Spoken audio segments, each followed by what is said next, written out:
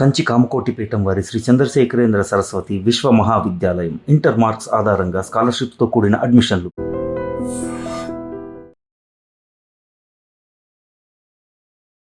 శత్రువు దేవీపుత్రుడు దేవి మనసంతా నువ్వే వర్షం ఒక్కడు నువ్వు వస్తా అంటే నేను వద్దంటాను చెప్తా పోతే కొన్ని పదుల మంది స్టార్స్ని అందించిన చేతులు. మిగతా విషయంలో మీరు ఎలాంటి జాగ్రత్త తీసుకున్నారో ఆ సోల్ పాయింట్, దాని ప్రాబ్లం ఏంటి అనేది నేను చెప్పను. ఓకే చెప్పొద్దు. టీజర్ చూస్తుంటే గూస్ బంప్స్ వస్తున్నాయి. ఓపెన్గా అడుగుతున్నాను, దేవికి ఈ సినిమా టూ అనుకోవచ్చా? దానికి దీనికి సంబంధం లేదు. చిరంజీవి గారి ఒక సినిమాని చూసి అదే సినిమా కథని జస్ట్ క్యారెక్టర్స్ మార్చి వెంకటేష్ గారికి బిగ్గెస్ట్ హిట్ ఇచ్చారు. ఇప్పుడున్న ఈ యంగర్ జనరేషన్కి ఆ సినిమా కథ తెలియదు. ఇలాంటి చంపిన తర్వాత వెంకటేష్ గారు ఎస్ నేను గెలిచాను, ఇది నా విక్టరీ, ఇది నా తీర్పు అని చెప్పి ఇట్లా చేసి అరుస్తూ ఉంటారు. అదే షాట్ని తీసుకొచ్చి మీరు టైటిల్ కార్డుకు వాడారు. చూద్దామని ఎడిటింగ్ లేచి చూపిస్తానని చెప్పేస్తే నాకు గూస్ బంప్స్ వచ్చినాయి. ఒక్కడో సినిమాకి సంబంధించినంత వరకు గుణశేఖర్ గారు కథ రెడీ చేసుకున్నారు, మహేష్ బాబు గారు హీరోని ఫిక్స్. ఆ సినిమాని తీసే దమ్మున్న నేను కూడా మళ్ళీ వాడుతున్నాను. మా మహేష్ చాలా ముక్తసరిగా మాట్లాడతాడు. బాగున్నారా, టిఫిన్ తిన్నారా, మంచి ఈ సీన్ ఉండదు అతను. టఫ్ ఫిల్మ్ అయినా కూడా ఒక్కడు చాలా సరదాగా జరిగింది. ఎందువల్ల దేవిపుత్రుడు ఫ్లాప్ అయింది అనుకుంటున్నారు? నాకు నచ్చలేదు. రీజన్ ఏంటంటే మీకు అర్థమైందా? ఇప్పుడు దాకా అర్థం కాదు. ఆ రోజు మీరు వర్షం నేను మళ్ళీ తీస్తున్నాను అనగానే ప్రభాస్ గారి ఫాదర్ రియాక్షన్ ఒకసారి చెప్పండి. షాపును పెట్టుకున్నప్పుడు ఒక్క మాట ఒక్కన తనకు తెలుసో తెలియక అనేసాడు, ఇది రైట్ అన్న బావా అని అడిగాడు. నేను మళ్ళీ వస్తానులే అని చెప్పేసి కారుకి వెళ్ళిపోయాను.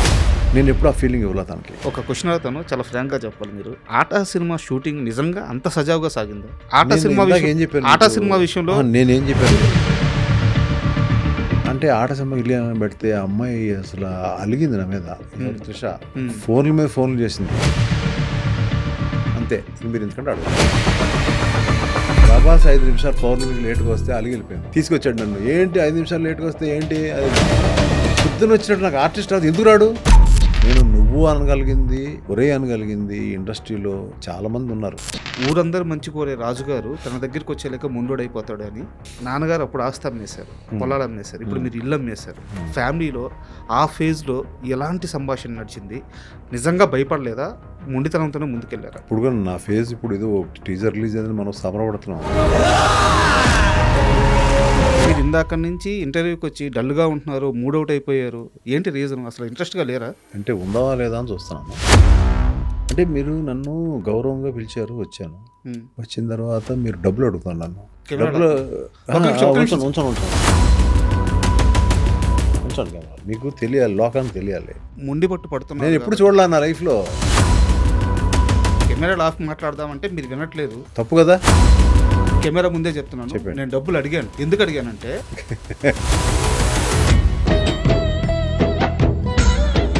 Hi, welcome to my show. Telugu సినిమా పరిశ్రమలో స్టార్ ప్రొడ్యూసర్స్ చాలామందే ఉంటారు. అయితే సినిమా హీరోలని, హీరోయిన్స్ని, డైరెక్టర్స్ని వీళ్ళందరినీ స్టార్స్గా మార్చే నిర్మాత మాత్రం చాలా అరుదు. వీరిలో ఎంఎస్ రాజు గారిది మొదటి స్థానం. అయితే ఆయన నిర్మాతగానే కాకుండా దర్శకుడుగా మారి కొన్ని అద్భుతమైన సినిమాలు చేశారు. మధ్యలో కాస్త గ్యాప్ వచ్చింది. అయితే ఇప్పుడు అగదా మూవీతో ఆయన కంబ్యాక్ ఇస్తున్నారు. అయితే అది ఇలాంటి కంబ్యాక్ కాదు. జస్ట్ ఈ మూవీకి సంబంధించిన ఒక పోస్టర్, ఒక టీజర్ రిలీజ్ అయింది. మొత్తం ఎంటైర్ సోషల్ మీడియాలో ఈ టీజర్ అండ్ ఎంటైర్ సినిమా ఇండస్ట్రీలో ఈ టీజర్, పోస్టర్ అన్నీ కూడా వైరల్గా మారాయి, టాక్ ఆఫ్ ది టౌన్ అయ్యాయి. అయితే ఒక మనిషి ఇంత గ్యాప్ తర్వాత కూడా సినిమా పైన ప్రేమతో ఇలాంటి ఓ కంబ్యాక్ ఇవ్వడం సాధ్యమా? అండ్ ఎంఎస్ రాజు గారి ఇప్పుడు మైండ్ సెట్ ఎలా ఉంది? అగదా మూవీ పైన ఆయన ఎంత నమ్మకంగా ఉన్నారు? ఇలాంటి అన్ని విషయాలను తెలుసుకుందాం. హాయ్ సార్, నమస్తే. నమస్కారం అండి. సార్, కొంతమంది వ్యక్తులను కలిసినప్పుడు అయితే ఆ మనిషి ఎదురుగా ఉన్నా సరే వారి ప్రయాణం మాత్రం ఎట్లా కళ్ళ ముందు తిరుగుతూ ఉంటుంది, మైండ్లో తిరుగుతూ ఉంటుంది. ఒక శత్రువు, ఒక దేవీపుత్రుడు, ఒక దేవి, ఒక మనసంతా నువ్వే, వర్షం ఒక్కడు నువ్వు వస్తా అంటే నేను వద్దంటాను చెప్తా పోతే తెలుగు సినిమా ఇండస్ట్రీకి కొన్ని పదుల మంది స్టార్స్ని అందించిన చేతులు అవి. ఇలాంటి వ్యక్తి ముందు కూర్చొని ఈరోజు ఇంటర్వ్యూ చేయడం చాలా అదృష్టంగా భావిస్తున్నాను. Thank you sir. అయితే నేను నేరుగా అగదా మూవీ విషయానికే వస్తున్నాను. సార్, టీజర్ చూస్తుంటే గూస్ బంప్స్ వస్తున్నాయి. ఒకటే మాట, ఎందుకంటే ముందుగా ఆ ఫ్రేమింగ్స్, టీజర్ ఎక్సలెంట్గా ఉంది కథపరంగా, ఓకే. బట్ ఆ మేకింగ్, ఎంఎస్ రాజు గారు ఇంత గ్యాప్ తర్వాత వచ్చి సినిమా విషయంలో ఇంత అప్డేట్ అయి ఉన్నారా? టెక్నికల్గా ఈయన ఇంత పట్టు సాధించున్నారా? నేను ఏజ్ కూడా చెప్తున్నాను 65 అబో అనుకుంటాను. సో ఒక మనిషికి ఇలాంటి ఒక కంబ్యాక్ ఎలా సాధ్యం? It's only called confidence and conviction అంతేనండి ఇది. ప్లస్ యాక్చువల్గా ఏంటంటే మధ్యలో నాకు ఒక గ్యాప్ వచ్చింది. ఎందుకు వచ్చిందో అనేది పక్కన పెడితే 4-5 ఏళ్ల క్రితం డర్టీ హరి అనే ఫిల్మ్ని సార్ నేను చేశాను. నాది స్టోరీ స్క్రీన్ ప్లే అంతా మొత్తం చేసింది అది. చేసినప్పుడే అది రీచ్ కాలేదంటే థియేటర్స్కి రీచ్ కాలేదు because of some Covid situations వల్ల అది సినిమా రీచ్ కాల. చాలా బాధపడ్డా, ఎందుకంటే కొంచెం హార్డ్ వర్క్ చేసిన సినిమా అది. ప్లస్ మోడర్న్గా లేటెస్ట్ టెక్నిక్తో ఉంటుంది, లేటెస్ట్ యాక్టర్స్ కానీ అది కానీ వాళ్ళు చేసే ఇదిగా ఎక్స్ప్రెషన్స్ కానీ అవి కూడా. బట్ ఓటీటీ మీద బిగ్ హిట్, ఓటీటీలో చాలా మందికి రీచ్ అయింది మూవీ అది బాగా. The whole world watch. అప్పటి నుంచి ఆ కాన్ఫిడెన్స్ లెవెల్స్ ఓకే, మనం గ్యాప్ వచ్చింది కానీ మనం ఏదో ఒక రొమాంటిక్గా కొంచెం ఎక్కువ ఉన్నా కూడా మనం ఒక డిఫరెంట్ కైండ్ ఆఫ్ మూవీని మంచి మేకింగ్తో చేయగలిగాను నేను అనే ఉద్దేశం దగ్గర నుంచి ఇంకా అక్కడి నుంచి మళ్ళీ ఒక ఎరా స్టార్ట్ చేద్దాం సార్ అని మెల్లమెల్లగా స్టార్ట్ చేసుకుంటా మధ్యలో 1-2 ఫిల్మ్స్ చేశాను మీకు తెలిసినవి. తర్వాత ఇప్పుడు అగదా అనే దానికి వచ్చాను. సార్ అసలు యాక్చువల్గా అగదా అనే మీనింగ్ ఏం సార్? అగదా అనేది ఇప్పుడు ఏం చెప్పకూడదండి, ఇప్పుడు ఏం చెప్పకూడదు. అంటే అది యాక్చువల్గా సాంస్క్రిట్లో కానీ ఇప్పుడు మీరు ఏదైనా if you just want go in to the డిక్షనరీకి వెళ్ళి చూడండి మీరు అగదా అంటే ఏంటో, అదొక మీనింగ్ ఉంటుంది. సో ఆ మీనింగ్ మీరు చూడండి, నేను చెప్తే కరెక్ట్ కాదు, మీరు చూడండి. చూసిన తర్వాత ఆ మీనింగ్కి సినిమాలో ఉన్న పేరుకి సంబంధం ఏదైనా ఉందా లేదా అనేది మీరు సినిమా చూసి చెప్పాలి. అంటే యాక్చువల్గా ఎందుకు అడిగానంటే నేను ఎందుకంటే మీకు స్పూన్ ఫీడింగ్ ఇవ్వలేను నేను ఇప్పుడు. మీరు అడిగిన ప్రశ్న కల్లా నేను అవునండి ఇది ఇదండి అదండి ఇది చెప్పేస్తే మీకు ఇంట్రెస్ట్ పోతుంది. సార్ మీరు ఇందాక నుంచి ఇంటర్వ్యూకి వచ్చి డల్గా ఉంటున్నారు, మూడౌట్ అయిపోయారు, ఏంటి రీజన్? అసలు ఇంట్రెస్ట్గా లేరా? అదే అంటే ఉందా లేదా అని చూస్తున్నాను, ఇంటర్వ్యూ చేయాలి లేదా అని చూస్తున్నాను. ఎందువల్ల సార్? అంటే మీరు నన్ను గౌరవంగా పిలిచారు, వచ్చాను. వచ్చిన తర్వాత మీరు డబ్బులు అడుగుతాను నన్ను. సార్ ఇప్పుడు డబ్బులు లేదు, ఒక్క నిమిషం ఉంచండి కెమెరా. మీకు తెలియాలి, లోకానికి తెలియాలి మీరు ఎందుకు డబ్బులు అడిగారు నన్ను, ఏంటి అవసరం మీకు. అంత అవసరం అయితే కెమెరాలు ఆపి మాట్లాడు. మీరు ఇక్కడే అడిగేశారు అందరి ముందు. మీరు అదే ఇంటికి నన్ను వస్తే డబ్బులు అంటే ఇచ్చేవాడు, కానీ ఏంటి మీ రీజన్ ఏంటి, మీకున్న ప్రాబ్లం ఏంటి, ఏదైనా కావాలంటే హెల్ప్ అడగండి చెప్తాను, కానీ మరి కెమెరాల ముందు అడిగే డబ్బు అడిగేస్తారండి నన్ను. మరి మీరు ముండి పట్టు పడుతున్నారు. నేను ఎప్పుడు చూడలే నా లైఫ్లో, ఇన్ని ఇంటర్వ్యూస్ ఇచ్చాను కానీ ఎప్పుడు నన్ను డబ్బు అడగడం ఎప్పుడు నేను చూడలే. లేదు సార్, కెమెరాలు ఆఫ్ మాట్లాడదామంటే మీరు వినట్లేదు. పర్లేదు లేదు ఆన్లో ఉంచండి, దీనికి కారణం చెప్పండి ఫస్ట్. సో నేను కెమెరా ముందే చెప్తున్నాను, నేను డబ్బులు అడిగాను. ఎందుకు అడిగానంటే తప్పు కదా, బట్ తప్పు. నేను డబ్బులు అడిగాను. ఎంత అడిగాను సార్ మిమ్మల్ని చెప్పండి, కెమెరాలు రికార్డ్ అవుతుంది కదా, చెప్పండి ఎంత అడిగాను మిమ్మల్ని. నేను వద్దులేండి, 10 రూపాయలు అడిగాను. 10 రూపాయలు 10 రూపాయలు అడిగాను. అది అడిగిన తప్పే కదా మీరు. ఎందుకు అడిగానంటే సార్, మీ చేతులు పడ్డాక మహేష్ బాబు సూపర్ స్టార్ అయ్యారు, మీ చేతులు పడ్డాక ప్రభాస్ రెబల్ స్టార్ అయ్యారు, ఇప్పుడు ప్యాండా స్టార్ అయ్యారు. ఒక త్రిష కానీ, ఒక సిద్ధార్థ్ కానీ, ఎంతమంది స్టార్స్ సార్ వీళ్ళందరూ. ఒక ప్రభుదేవ పెద్ద డైరెక్టర్ అయిపోయారు ఆయన. వీళ్ళందరూ మీ చేతుల నుంచి ₹1, ₹10, లక్షో కోటో తీసుకున్న తర్వాతే వాళ్ళు సూపర్ స్టార్లు అయ్యారు. సో మీ చేతి నుంచి ఒక ₹10 నా చేతిలోకి వస్తే నా లైఫ్ కూడా మారుద్దన్న. అవునండి, అదేదో ముందే చెప్తే ఇచ్చేసేవాడు కదా. మీరు మళ్ళీ డబ్బులు ఇవ్వండి అంటే డబ్బులు ఇస్తారంటే కోపం వచ్చింది నాకు. సరే పని చేయండి సార్, మీ ఇంట్లో మీకు ఏంటి ఒక అబ్బాయా అమ్మాయా? ఒక బాబు సార్. ఒక బాబు. ఆ బాబుకి మంచి చాక్లెట్స్ కొనివ్వండి సార్. మీ కెరీర్ బాగుండాలి, మీ అబ్బాయి కెరీర్ బాగుండాలి, ఇద్దరికి తీసుకోండి. Wish you all the best. Thank you sir. Thank you so much. ఇది ఎంఎస్ రాజు గారు ఇచ్చిన డబ్బులు. నేను చాక్లెట్లు కొన్నాను, ఇంకోటి కొన్నాను. నా జీవితాంతం నాతో పాటు నా పర్సులో ఈ డబ్బులు ఉంటాయి. ఇది నేను ఒక అదృష్టంగా భావిస్తున్నాను. ఇది ఇచ్చిన డబ్బు కూడా ₹1000 1 crore అవ్వాలని కోరుకుంటున్నాను. అయ్యో మీ దీవెన్ సార్. యాక్చువల్గా ఒక క్రియేటివ్ పర్సన్కి మైండ్లో ఒక 1 థాట్లు వస్తూ ఉంటాయి. ప్రతిరోజు పని చేసుకుంటూ ఉంటాం, మైండ్లో థాట్స్ తిరుగుతూ ఉంటాయి. బట్ కొన్ని అలా పక్కన పెట్టేస్తాం గొప్ప థాట్స్ని. సో ఎప్పటి నుంచో మీ మైండ్లో ఉన్న మీ డ్రీమ్ ప్రాజెక్ట్ ఇది అగదా అనేది. సో అసలు ఈ లైన్ మీకు ఎప్పుడు క్రియేట్ అయింది మైండ్లో?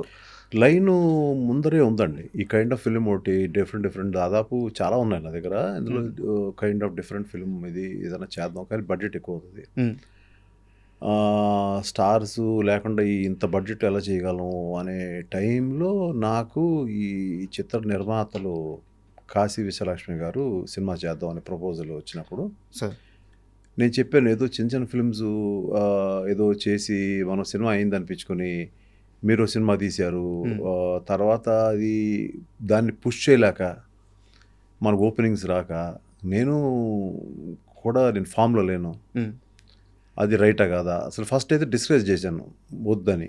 కానీ లేదండి చేద్దాం అన్నయ్య అందావిడ అని అన్నప్పుడు ఇంకా సరే ఆ మాట తీసుకుని పర్లేదు బడ్జెట్ గురించి ఆలోచించేద్దాం మీరు అన్నప్పుడు, బడ్జెట్ గురించి ఆలోచించద్దు అనే మాట అన్నప్పుడు సరే ఓకే అని చెప్పి అప్పుడు దెన్ నా ఈ స్టోరీని అప్పుడు దాన్ని ఎన్నుకున్నాం సార్. అయితే ఈ స్టోరీని ఎన్నుకొని ఇంకా అది రఫ్గానే ఉంది ఐడియా. దాన్ని అక్కడి నుంచి ఒక 6 months ఎంత దాని మీద కూర్చొని గట్టిగా దాని మీద ప్రయత్నం చేసి ఒక టీంని పెట్టుకొని అట్లా చేసి నాకు ఈ కథ అయిన దగ్గర నుంచి కూడా క్యారెక్టర్ మహాదేవి అనే క్యారెక్టర్ కూడా నాకు డైరెక్ట్గా కామాక్షి తప్ప ఇంకెవరు నాకు రాలే మైండ్లోకి. కామాక్షి భాస్కర్లా తప్ప నాకు ఎవరు మైండ్లోకి రాలా. సో తనని పిలిపించి ఏమ్మా ఇది లైన్ ఇది ఐడియా ఇది ఏంటి అని అంటే వెంటనే అమ్మాయి తను మీ సినిమాలో చేయడం నా డ్రీమ్ అండి, ఎప్పుడు చిన్నప్పటి నుంచి పెరుగుతా మీ సినిమాలు చూస్తూ ఉన్నాను, ఐఎమ్ రియల్లీ థ్రిల్డ్ అండి, నా బెస్ట్ నేను ఇస్తాను అని చెప్పింది. బట్ అది మాట్లాడిన తర్వాత కూడా ఇంకొక 5 నెలలు 6 నెలలకి తన డేట్స్ అడుగుతూ ఉన్నారు వాళ్ళ మేనేజర్స్ వాళ్ళు. నేను చెప్పలా, మొత్తం అంతా ఒక రఫ్ ఐడియాగా నాకు కొంచెం స్ట్రెంగ్త్ అనిపిస్తేనే చేద్దాం. ఎందుకంటే ఎక్కడో నాకు అనిపించింది నాకు ఒక దేవుడు పంపించిన ఒక వరం లాగా ఒక మంచి ఇన్వెస్ట్మెంట్ చేద్దాం అని వచ్చిన పీపుల్ ఉన్నారు నాకు. సో ఎక్కడో ఒక అండ ఉంది, దీన్ని వెళ్ళొచ్చు ముందుకి, కొంచెం భయం లేకుండా వెళ్దాం. ముందు నుంచి కూడా నేను ఒక నిర్మాతగా భయం లేకుండా వెళ్ళాను. అయ్యో అది మీరు స్టార్ అయినా కాకుండా వెళ్ళాను. సో అదే దృక్పథం అనేది మా సోదరికి ఉండడం అనేది నేను అలాగే పెట్టి స్టార్ట్ చేయండి అన్నయ్య అన్నా కూడా నేను స్టార్ట్ చేయాలి. మెల్లగా టైం తీసుకున్నాను. కొడితే మళ్ళీ కుంభస్థలాన్ని కొట్టాలనే ఉద్దేశంతో ఉన్నాను. అది అంటే అవ్వాలని కోరుకుంటున్నాను. మనమేమి వీఆర్ నాట్ యూనో ఏదో దేవుడు కాదు నేను. బట్ అట్లీస్ట్ నా ప్రయత్నం నేను అంటే 100కి 100% ట్రై చేద్దాం. అది కరెక్ట్ పాత్రలో ఉంది సార్. ఎందుకంటే టీజర్ రిలీజ్ అయినాక చాలామంది అంటే కథ పరంగా కాదు కానీ వైబ్ అనేది ఒకటి ఉంటుంది. ఆ దేవి సినిమా చూసిన ఆ వైబ్ వస్తుంది, ఆ ఫీల్ కలుగుతుంది, ఆ ఎమోషన్ వస్తుంది అని చెప్పి మీడియా వాళ్ళు ఎంతమంది జర్నలిస్టులు చెప్పారంటే బయట జనాలు ఓకే, జర్నలిస్టులు చెప్పడం కొంచెం కొత్త, ఒక సినిమా గురించి అంత గొప్పగా మాట్లాడడం ఎక్కడ నెగిటివ్ లేదు, ట్రోలింగ్ లేదు. అది నిజంగా నా అదృష్టం. అంటే నేను ఓపెన్గా అడుగుతున్నాను, దేవికి ఈ సినిమా 2 అనుకోవచ్చా లేదంటే దేవికి లేదండి? దేవి అనేది అది ఆ పార్ట్ అది వేరండి.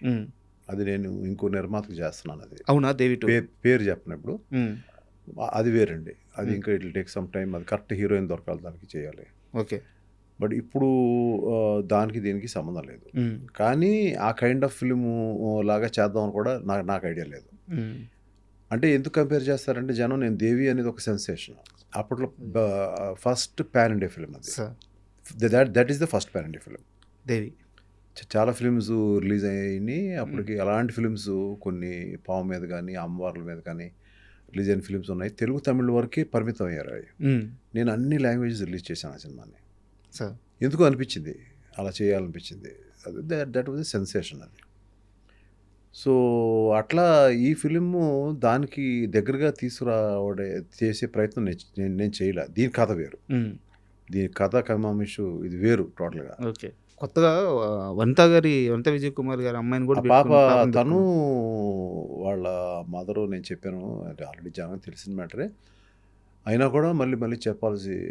సో తను వనిత మంజులు గారు అమ్మాయి. సో తను దేవి అనే ఫిలింలో she has a very beautiful role, తెలుసు. అవును. తనుని ఇంట్రడ్యూస్ చేశాను. తమిళ్లో చేసింది 1-2 ఫిల్మ్స్, తెలుగులోకి ఇంట్రడ్యూస్ చేశాను. చేసి ఇప్పుడు ఇన్నాళ్ళకి తన కూతురు ని మళ్ళీ ఇంట్రడ్యూస్ చేసే ఇదిని ఇచ్చాడు ఆ దేవుడు. అంటే ఒక మంజులు గారి ఫ్యామిలీ, మంజులు గారి యొక్క లెగసీ నుంచి వచ్చిన ఒక అమ్మాయి. అండ్ సో తను ఏం చేసింది, వీళ్ళందరూ నేను చెప్పిందంతా అక్కడ ఆ స్క్రీన్ మీద అంత ఉందా లేదా అనేది మీరే చూసి రేపు పొద్దున చెప్పాలి. అంటే యాక్చువల్గా అగదా గురించి కాస్త పక్కన పెడదాం సార్. ఒక చిన్న డౌట్, మీ నాన్నగారు మీది గోదావరి జిల్లా అనుకుంటాను, ఎన్ని వందల ఎకరాలు సార్ మీ ఆస్తి? చాలా ఉందండి. ఇప్పుడు అన్నీ మనం హిస్టరీ తవ్వి అవన్నీ ఎందుకు, అవన్నీ కూడా జరిగిపోయిన మ్యాటర్స్ అవన్నీ. My father is a great person. నేను చెప్పండి సార్, రాయపరాజు గారు. అవునండి, రాయపరాజు గారు. ఇది ఆయన కానీ ఆయన ఊళ్ళో కానీ వెస్ట్ గోదావరి, సో ఆ ఊళ్ళో కానీ మా తాతగారు కానీ లేకపోతే మా ఫాదర్ తాతగారు కానీ వీళ్ళంతా కూడా they are landlords sir. అయితే ల్యాండ్ లార్డ్స్. వీళ్ళకి ల్యాండ్స్ తర్వాత మొత్తం అగ్రికల్చర్స్ మీద వాటి మీద మంచి గ్రిప్ ఉండేది. అటువంటిది మేము యాక్చువల్గా చెన్నై షిఫ్ట్ అవ్వాల్సి వచ్చింది. అప్పట్లో మెడ్రాస్ పేరు. మేము కొన్ని కారణాల వల్ల షిఫ్ట్ అవ్వాల్సి వచ్చింది. కారణాలు ఏమైనా మేము కొన్ని షిఫ్టింగ్ అవ్వాల్సి వచ్చింది. షిఫ్ట్ అయిన తర్వాత మా నాన్నగారికి సినిమా తీయాలని అనిపించింది. ఒకటి రెండు సక్సెస్లు అయినాయి. అయినా కూడా ఆయన కొంచెం హెల్త్ రీజన్స్లో మేమే వద్దు, అంత మీరు ఎగ్జాక్ట్ అవ్వద్దు, మీరు తీసుకోలేరు, మీరు వెరీ సాఫ్ట్ మీరు అని చెప్పి ఒక స్టేజ్కి వచ్చేటప్పుడు అప్పటికే నా మ్యారేజ్ అయింది జస్ట్. సో 1985లో మ్యారేజ్ అయింది నాకు. 85 ఆ టైంలో జస్ట్ 1-2 ఇయర్స్ ముందు ఎప్పుడు చెప్పేసాం, వద్దు మీరు ఆ స్ట్రెస్ తీసుకోవద్దు, ఆ టెన్షన్ తీసుకోవద్దు. అప్పటికి ఆయనకి తెలియని ఇదిలో ఆయన ఎంత మంచివారు అన్నీ ఉన్నా కూడా హీ లాస్ట్ మనీ. సో నేను బేసిక్గా నాకు అప్పుడే పెళ్ళయింది. సో ఆవిడ ఏంటంటే there is a family. So ఉండే అదర్ మెంబర్స్ అంతా ఉంటారు కదా. చేత మై బ్రదర్ చోజ్ జాబ్ అండి. నాకు సినిమా వద్దు, సినిమా అంటే భయం నాకు అని చెప్పి he chose a job. Now he's in a very good position, is doing a very big చేస్తున్నాడు, is doing some big business and all.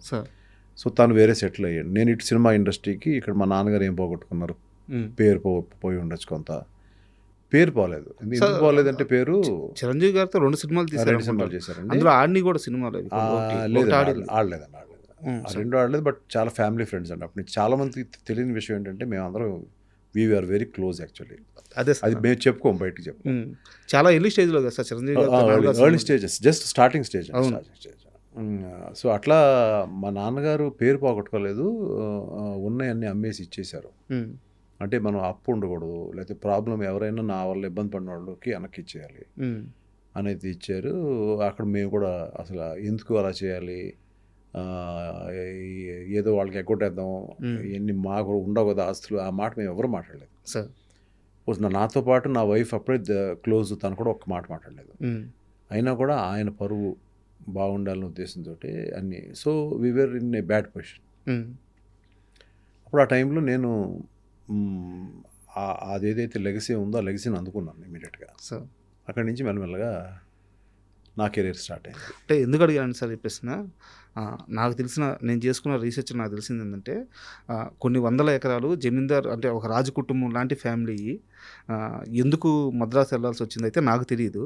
But అక్కడికి వెళ్ళినాకైతే కొంత ఆర్థిక సమస్యలు ఎదురైనాయి అని చెప్పి తెలిసింది అనమాట. ఇంత ఆస్తుల్ని 100 ఎకరాలను ఇక్కడ వదిలేసి మద్రాసుకి ఎందుకు వెళ్ళారు తెలుసుకోవడానికి అడిగాను. అంటే యాక్చువల్గా మా sister she cannot speak, okay, she cannot here అండి సార్.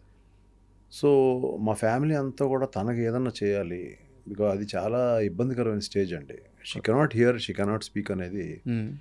సో తన్ని స్కూల్లో, అక్కడ స్కూల్ ఉంది, okay, deaf and dumb school ఉంది, ఇప్పటికే ఉంది అది. ఆ స్కూల్లో చేర్పించి ఏదో ఒకటి చేయాలి అని, అలా ఆవిడ వదిలేకుండా ఏదో ఒకటి చేయాలి అని చెప్పి మా నాన్నగారు చేసిన సంకల్పం అది. అందువల్ల మేము అక్కడ షిఫ్ట్ అయ్యాం సార్.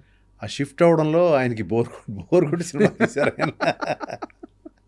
అది మ్యాటరు. ఓకే.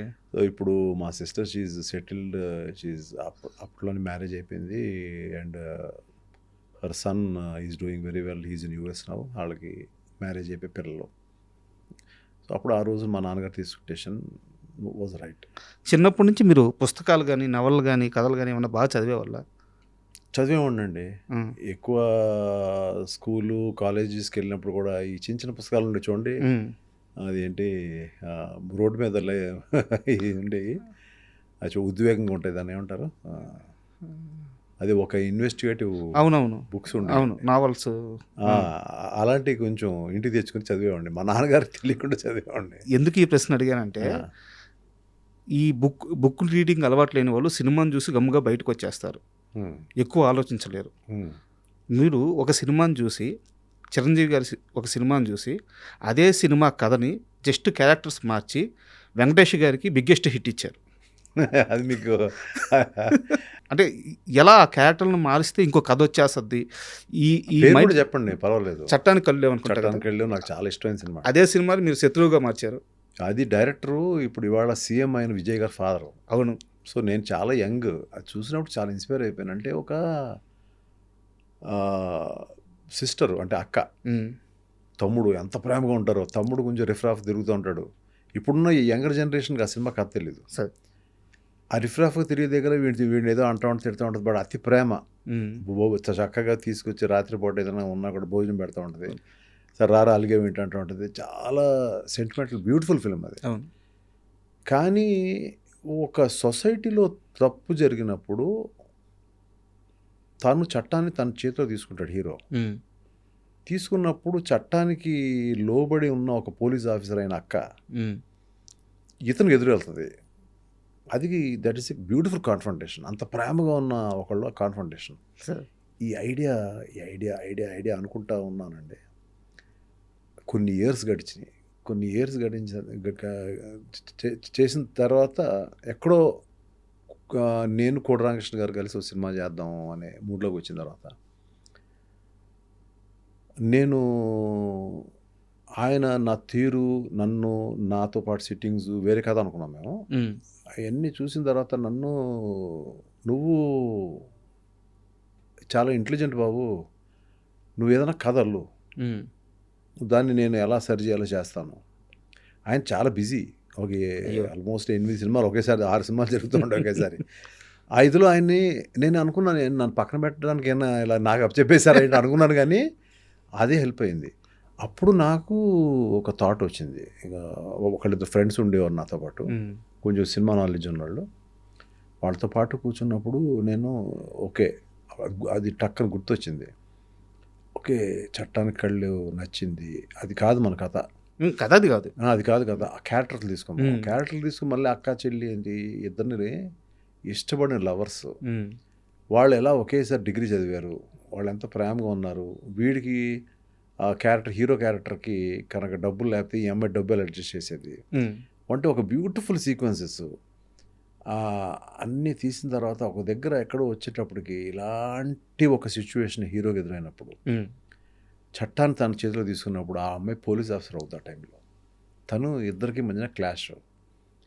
కానీ ఇదంతా కూడా అమ్మాయి రియలైజ్ అయ్యి, ఆ క్యారెక్టర్ని విజయశాంతి గారు వేశారు, ఈ క్యారెక్టర్ని వెంకటేష్ బాబు వేశారు, శత్రువు. అవును, బ్లాక్ బస్టర్ హిట్, నా ఫస్ట్ మూవీ.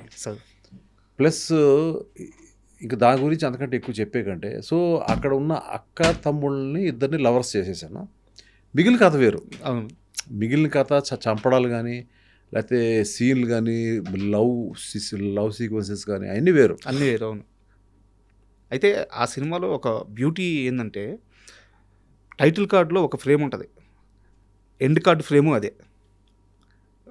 విలన్ని చంపిన తర్వాత వెంకటేష్ గారు ఎస్ నేను గెలిచాను, ఇది నా విక్టరీ, ఇది నా తీర్పు అని చెప్పి ఇట్లా చేసి అరుస్తూ ఉంటారు. అదే షాట్ని తీసుకొచ్చి మీరు టైటిల్ కార్డుకి వాడారు. ఏ ఫ్రేమ్తో అయితే సినిమా స్టార్ట్ అవుద్దో అదే ఫ్రేమ్తో ఎండ్ అవుద్ది. అది ఏంటంటే అండి, రష్ చూసుకుంటున్నప్పుడు స్టార్టింగ్ ఆఫ్ ద ఫిలింలో శత్రువు అని టైటిల్ పెట్టాం. దాని ముందు శివ సినిమా రిలీజ్ అయింది. ఓపెనింగ్ ఒక థ్రిల్ ఉంటుంది. మనం ఇక్కడ నార్మల్గా హీరోయిన్ తోటి అట్లా మెల్లమెల్లగా అట్లా స్టార్ట్ చేసేటట్టు ఉంది. తర్వాత మెల్లగా వెళ్తుంది స్ట్రాంగ్. అవును. అప్పుడు ఆ టైంలో ఇక్కడ చిన్న ఏదో ఒక కిక్ రావట్లేదు డైరెక్టర్ గారు నాకు, అది ఇది అంటే, ఆయన ఒకరోజు నన్ను వదిలేయండి నేను చెప్తానని నెక్స్ట్ డే వచ్చి, అది ఆయన చెప్పిందే. లాస్ట్ షాట్ ఏదైతే అరుస్తున్నాడో మనం శుభంగా ఆడేసాము, దాన్ని స్టార్టింగ్ వేసేద్దాం అన్నాడు. నాకు అర్థం కాలే అదేంటండి అన్న, చూద్దామని ఎడిటింగ్ లేచి చూపిస్తానని చెప్పి వేస్తే నాకు గూస్ బంప్స్ వచ్చినాయి. సార్ అంటే ఏంటి, ఎందుకు వస్తున్నాడు, ఏంటి గొడవ, ఆ కథ ఏంటి అనేది నాకు ఫస్ట్ ఇంట్రెస్ట్ స్టార్ట్ అయిపోయింది. కరెక్ట్. సో అక్కడి నుంచి you start telling your story. మెల్లగా ఒక్కొక్క క్యారెక్టర్ని రివీల్ చేయడం, ఏ సినిమాలోనూ ఒక్కొక్క క్యారెక్టర్ని మెల్లమెల్లగా ఫస్ట్ క్యారెక్టరైజేషన్స్ అర్థం అవ్వాలి కదా. అవును అవును. మనం ఎప్పుడు కూడా ఫస్ట్ 40 నిమిషాలండి కథలోకి వెళ్ళడానికి లేట్ అయిందండి, లేకపోతే ఫస్ట్ 20 నిమిషాలు లేట్ అయింది అంటారు. కథలో ఉన్న క్యారెక్టర్స్ రేపు పొద్దున్న ఏదైతే టేక్ ఆఫ్ అవుతున్నాయో, ఫ్లై అవుతాయో, వార్ చేసుకుంటాయో అవన్నీ అర్థం అవ్వాలి కదా ఫస్ట్. అవును. వీడియో ఏంటి, ఆ క్యారెక్టరైజేషన్ ఏంటి, వాడి ఏ విధంగా వాడి బిహేవియర్స్ ఏంటి అవును. అని దాని మీద ఏ సినిమా అన్నా మనకి రేర్. ముందు నుంచి దడ్డని అందుకుని మనకు అర్థమైపోతూ ఉండడం అనేది చాలా రేర్. అయితే ఇది కదా స్క్రీన్ ప్లే అంటే, ఈ టచ్ కదా స్క్రీన్ ప్లే అంటే. కోడి రామకృష్ణ గారి దగ్గర నుంచి ఎంఎస్ రాజు గారు ఏం నేర్చుకున్నారు? సినిమా నేర్చుకున్నారా, జీవితం నేర్చుకున్నారా, డబ్బులు సంపాదించడం నేర్చుకున్నారా, ఒక మంచి మనిషిగా బతకడం నేర్చుకున్నారా? అన్నీనండి. అన్నీ. అందులో సినిమా ఎక్కువగా నేర్చుకున్నాను. మొత్తం కథ అయిపోయిన తర్వాత ఒకరోజు ఆయన మొత్తం కథ, సార్ మీరు రండి, ముందు మీ షూటింగ్ లీటింగ్ తర్వాత నాది స్టార్ట్ అవ్వాలి సినిమా, ఇక్కడ ఒకసారి హీరోకి చెప్పాలి వెంకటేష్ బాబు గారికి, మీరు రండి కూర్చోండి అంటే అప్పుడు వచ్చి కూర్చుని ఎలా విన్నారు, 1 గంటన్నర 2 గంటలు స్టోరీ చెప్పాం. బాగా డ్రైగా ఉందండి అన్నారు ఆయన. నాకు కోపం వచ్చేసింది, ఇంత కష్టపడి 1 month 2 months కూర్చుంటే అది గబుకుని అలా అన్నారండి, డ్రైగా ఉన్నారండి. అంటే ఏంటంటే కొంచెం గివ్ మీ సమ్ టైం. ఈ టైం 3 రోజులు 4 రోజులు పట్టింది. తర్వాత సవేరా హోటల్ అని ఉందండి, బాగా ఫేమస్. మేము ఎక్కువ హోటల్స్ సిట్టింగ్ అన్నీ ఆయనతో అక్కడే. అక్కడ ఆ రోజు మేము రూమ్ తీసుకోకుండా రూమ్ వదిలే మనం అని చెప్పి రెస్టారెంట్కి వెళ్ళాం. ఆ రోజు రెస్టారెంట్ అంతా ఖాళీగా ఉంది. సో మెల్లగా కూర్చున్నాము, ఒక చిన్న పెగ్ వేసుకున్నాం, అందులోనే వేసుకొని మళ్ళీ మాట్లాడుతుంటే మాకేంటి, మాకు లోపల కోపం వచ్చేస్తుంది మా ఇద్దరికి. ఈయనేంటి ఏదో డ్రై అన్నారేంటి అది అని. అప్పుడు ఆయన ఒక కాసేపు ఉన్న తర్వాత మెల్లగా నేను ఉండబట్టలేక నేను అడిగాను, ఎందుకంటే I was two young and he was a very experience person. అప్పటికి చాలా సినిమాలు చేశారు, వెరీ ఎక్స్పీరియన్స్. 27 అనుకుంటాను మీ ఏజ్, అంతేనా? I think so sir, I think so. అప్పుడు నేను అడిగాను, ఏమండి మీరేమి ఇలా చెప్పారు, నాకు నచ్చింది అంటే, అది కాదు బాబు, డ్రైగా ఎందుకు ఉందనంటే స్క్రీన్ ప్లే బాగుంది, స్క్రీన్ ప్లే ఇంకా చేద్దాం, ఇంకా కూర్చోవాలి మనంతా, కానీ ఇందులో విలను టఫ్గా, అంటే సినిమా అంతా ఏదో చాలా టెన్షన్గా ఉంటుంది సినిమా అంతా. ఇవాళ పెద్ద హీరో ఫిల్మ్కి కొంచెం కమర్షియాలిటీస్ కావాలి మనం ఏదైనా కనుక. సో దీంట్లో విలన్ క్యారెక్టరైజేషన్ ఏదైతే ఉందో దాన్ని మారుద్దాం, నేను చెప్తానని చెప్పి దాని మీద, అంటే ఆయన ఒక్కసారి వింటే మొత్తం వెళ్ళిపోద్ది కదా, ఆయన స్టోరీ చెప్పేశారు మొత్తం అప్పుడే. అప్పటికి 1-2 డ్రింక్స్ అయిపోయినాయి, మొత్తం స్టోరీ ఒక అరగంటలో చెప్పేశారు ఆయన. ఒక్కసారి అంటే ఇలా చెప్పేశారు, మేము ఇన్నాళ్ళు కూర్చుంటే మాకే గుర్తుండదు, టగటగా చెప్పేశారు ఆయన. Is a genius sir. చెప్పేసిన తర్వాత అన్నారు, ఈ విలన్ క్యారెక్టర్ ఏదైతే ఉందో నేను కొన్ని క్యారెక్టరైజేషన్ చెప్తానండి మీకు అని చెప్పి.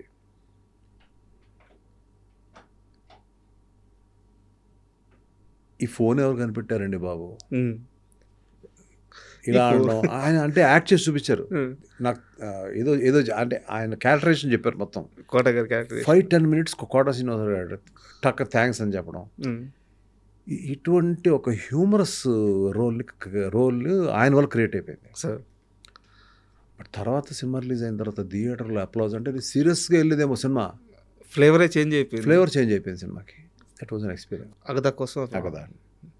అయితే నాకు ఒక ఫేజ్ గురించి కావాలి సార్. మీ లైఫ్లో ఒక సామెత ఉంటుంది, ఊరందరూ మంచి కోరే రాజుగారు తన దగ్గరికి వచ్చేలేక మొండోడైపోతాడు అని. మీ నాన్నగారు సినిమాలు తీసి చాలా నష్టపోయారు. అయితే మీ దగ్గరికి వచ్చేలేక ఫస్ట్ 2 సినిమాలు హిట్, తర్వాత బి గోపాల్ గారితో ఒక సినిమా తీసిన తర్వాత ఆ సినిమా ఫ్లాప్ అయిపోయింది. Street fighter. మళ్ళీ అప్పుడు మీరు ఎంతో ఇష్టపడి కొనుక్కున్న ఇల్లును అమ్మేయాల్సి వచ్చింది. నాన్నగారు అప్పుడు ఆస్తి అమ్మేశారు, పొలాలు అమ్మేశారు, ఇప్పుడు మీరు ఇల్లు అమ్మేశారు. ఫ్యామిలీలో ఆ ఫేజ్లో ఎలాంటి సంభాషణ నడిచింది? నిజంగా భయపడలేదా? మొండితనంతోనే ముందుకెళ్ళారా? అసలు భయం అనేది మా డిక్షనరీలో లేదండి. ఇప్పుడు కూడా నా ఫేజ్, ఇప్పుడు ఏదో టీజర్ రిలీజ్ అయిందని మనం సమరపడుతున్నాం. దాని ముందు కూడా ఎప్పుడన్నా మీరు విన్నారా? రాజుగారు భయపడ్డది ఏం లేదు. Will be just waiting for the chance. అది అది దేనివల్ల వచ్చే మొండితనం సార్? సినిమా మీద ప్రేమ, ఒక లైఫ్ అంతా సినిమా మీద చూసేయడం వల్ల ప్రేమ, వచ్చిన లైఫ్ అంతా చూడడం వల్ల అవ్వచ్చు, సినిమా మీద ప్రేమ అవ్వచ్చు, ఉమ్, నా మీద నాకున్న కాన్ఫిడెన్స్ అవ్వచ్చు, ఉమ్. ఏదైనా సరే. అయితే నేను ఇంకా కాస్త ముందుకెళ్ళి ఇంకొక చిన్న ఎగ్జాంపుల్ చెప్తాను. అంటే మీ నిబద్ధత, నిజాయితీ గురించి చెప్తాను. ఒక్కడో సినిమా తీస్తున్నారు. ప్రభాస్ వాళ్ళ నాన్నగారి దగ్గర నుంచి మీకు ఫోన్ వచ్చింది, మా వాడితో ఒక సినిమా చేయాలి అని చెప్పేసి. చేస్తాను అని చెప్పి మాటిచ్చి వచ్చేసారు. ఒక్కడు సూపర్ డూపర్ హిట్. ఎంఎస్ రాజు గారి ఆ రోజు రేంజ్ ఏంటంటే, అప్పటి ఇండస్ట్రీలో టాప్ హీరోలు ఉన్న చిరంజీవి, నాగార్జున, బాలకృష్ణ, వెంకటేష్, వీళ్ళలో ఎవరిని డేట్లు అడిగినా ఖచ్చితంగా డేట్లు ఇచ్చే రేంజ్. అప్పటికి సరైన హిట్ లేని ప్రభాస్తోనే మళ్ళీ సినిమా తీస్తాను, ఎందుకంటే ప్రభాస్ నాన్నగారికి మాటిచ్చున్నాను అని చెప్పి మళ్ళీ మీరు వెళ్ళి వర్షం తీశారు. సో సినిమా ఇండస్ట్రీలో ఇంత నిజాయితీ, ఇంత నిబద్ధత మిమ్మల్ని కాపాడిందా, ముంచేసిందే? కాపాడిందో ముంచిందో తర్వాత అవన్నీ నాకు ఐడియా లేదు, కానీ బట్ ఇలా ఉండడమే ఇష్టం. అది అది నన్ను కాపాడిందా కాపాడలేదా లేదు పక్కన పెట్టండి, నేను ఇలాగ ఉండడమే నాకు ఇష్టం. మాట మీద ఉండడమే నాకు ఇష్టం.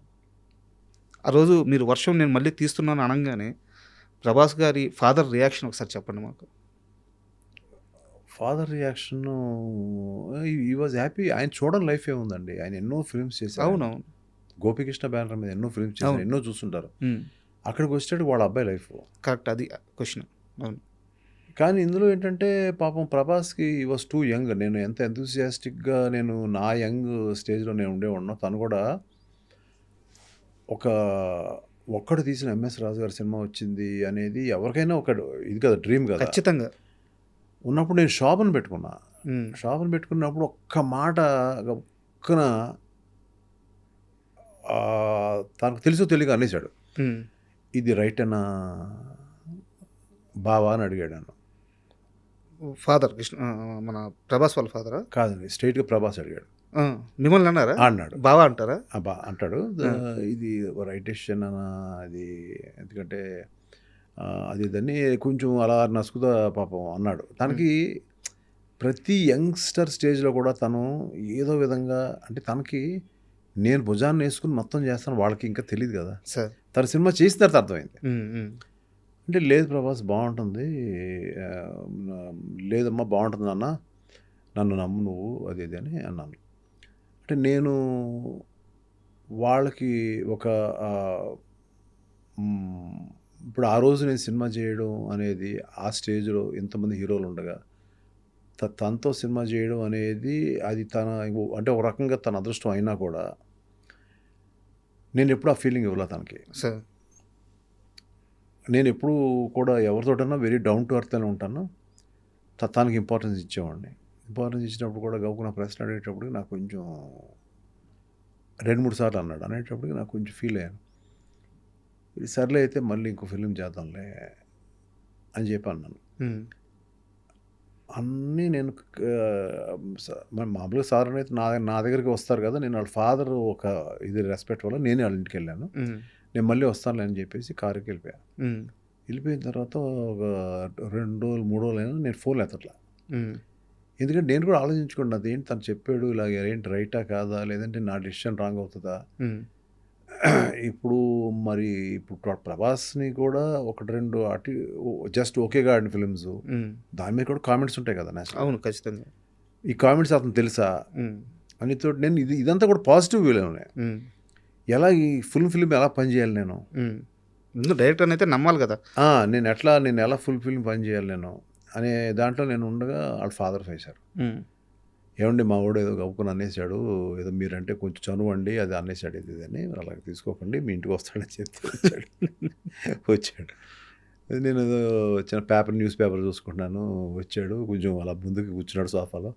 మామూలు కూర్చో ప్రభాస్, ఏముంది దానికి, పర్వాలేదని చెప్పి నేను కొంచెం కాఫీ టిఫిన్ అది చెప్పి మా ఆవిడకి చెప్పి ఇప్పించి మనం ఇంకో ఫిల్మ్ చేద్దాంలే. దిస్ ఈజ్ ఫ్యాక్ట్ అండి, దిస్ ఈజ్ ఫ్యాక్ట్. మనం ఏది స్టోరీ కుకప్ చేసి చెప్పట్లేదు సార్. ఎంఎస్ రాజు గారి గురించి తెలిసిన వాళ్ళందరికీ ఫ్యాక్ట్ అర్థం అవుతుంది ఇది.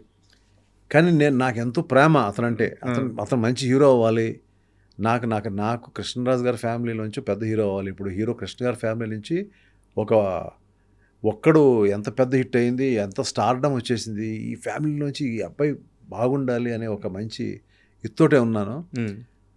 అడిగిన చిన్న ప్రశ్నే, కానీ యాజ్ ఎ క్రియేటర్ నేను కొంచెం హర్ట్ అయిన తర్వాత లోపల మా ఆవిడ పిలిచి, మీరు ఏ విధమైన మాట మాట్లాడద్దు, మీరు అబ్బాయి ఈజ్ ఏ యంగ్స్టర్, మీరు కృష్ణరాజు గారి మొహం, సూర్యనారాయణ రాజు గారి మొహం చూసి అసలు డిస్కస్ పెట్టదు, మీరు ఏమనొద్దు అబ్బాయిని.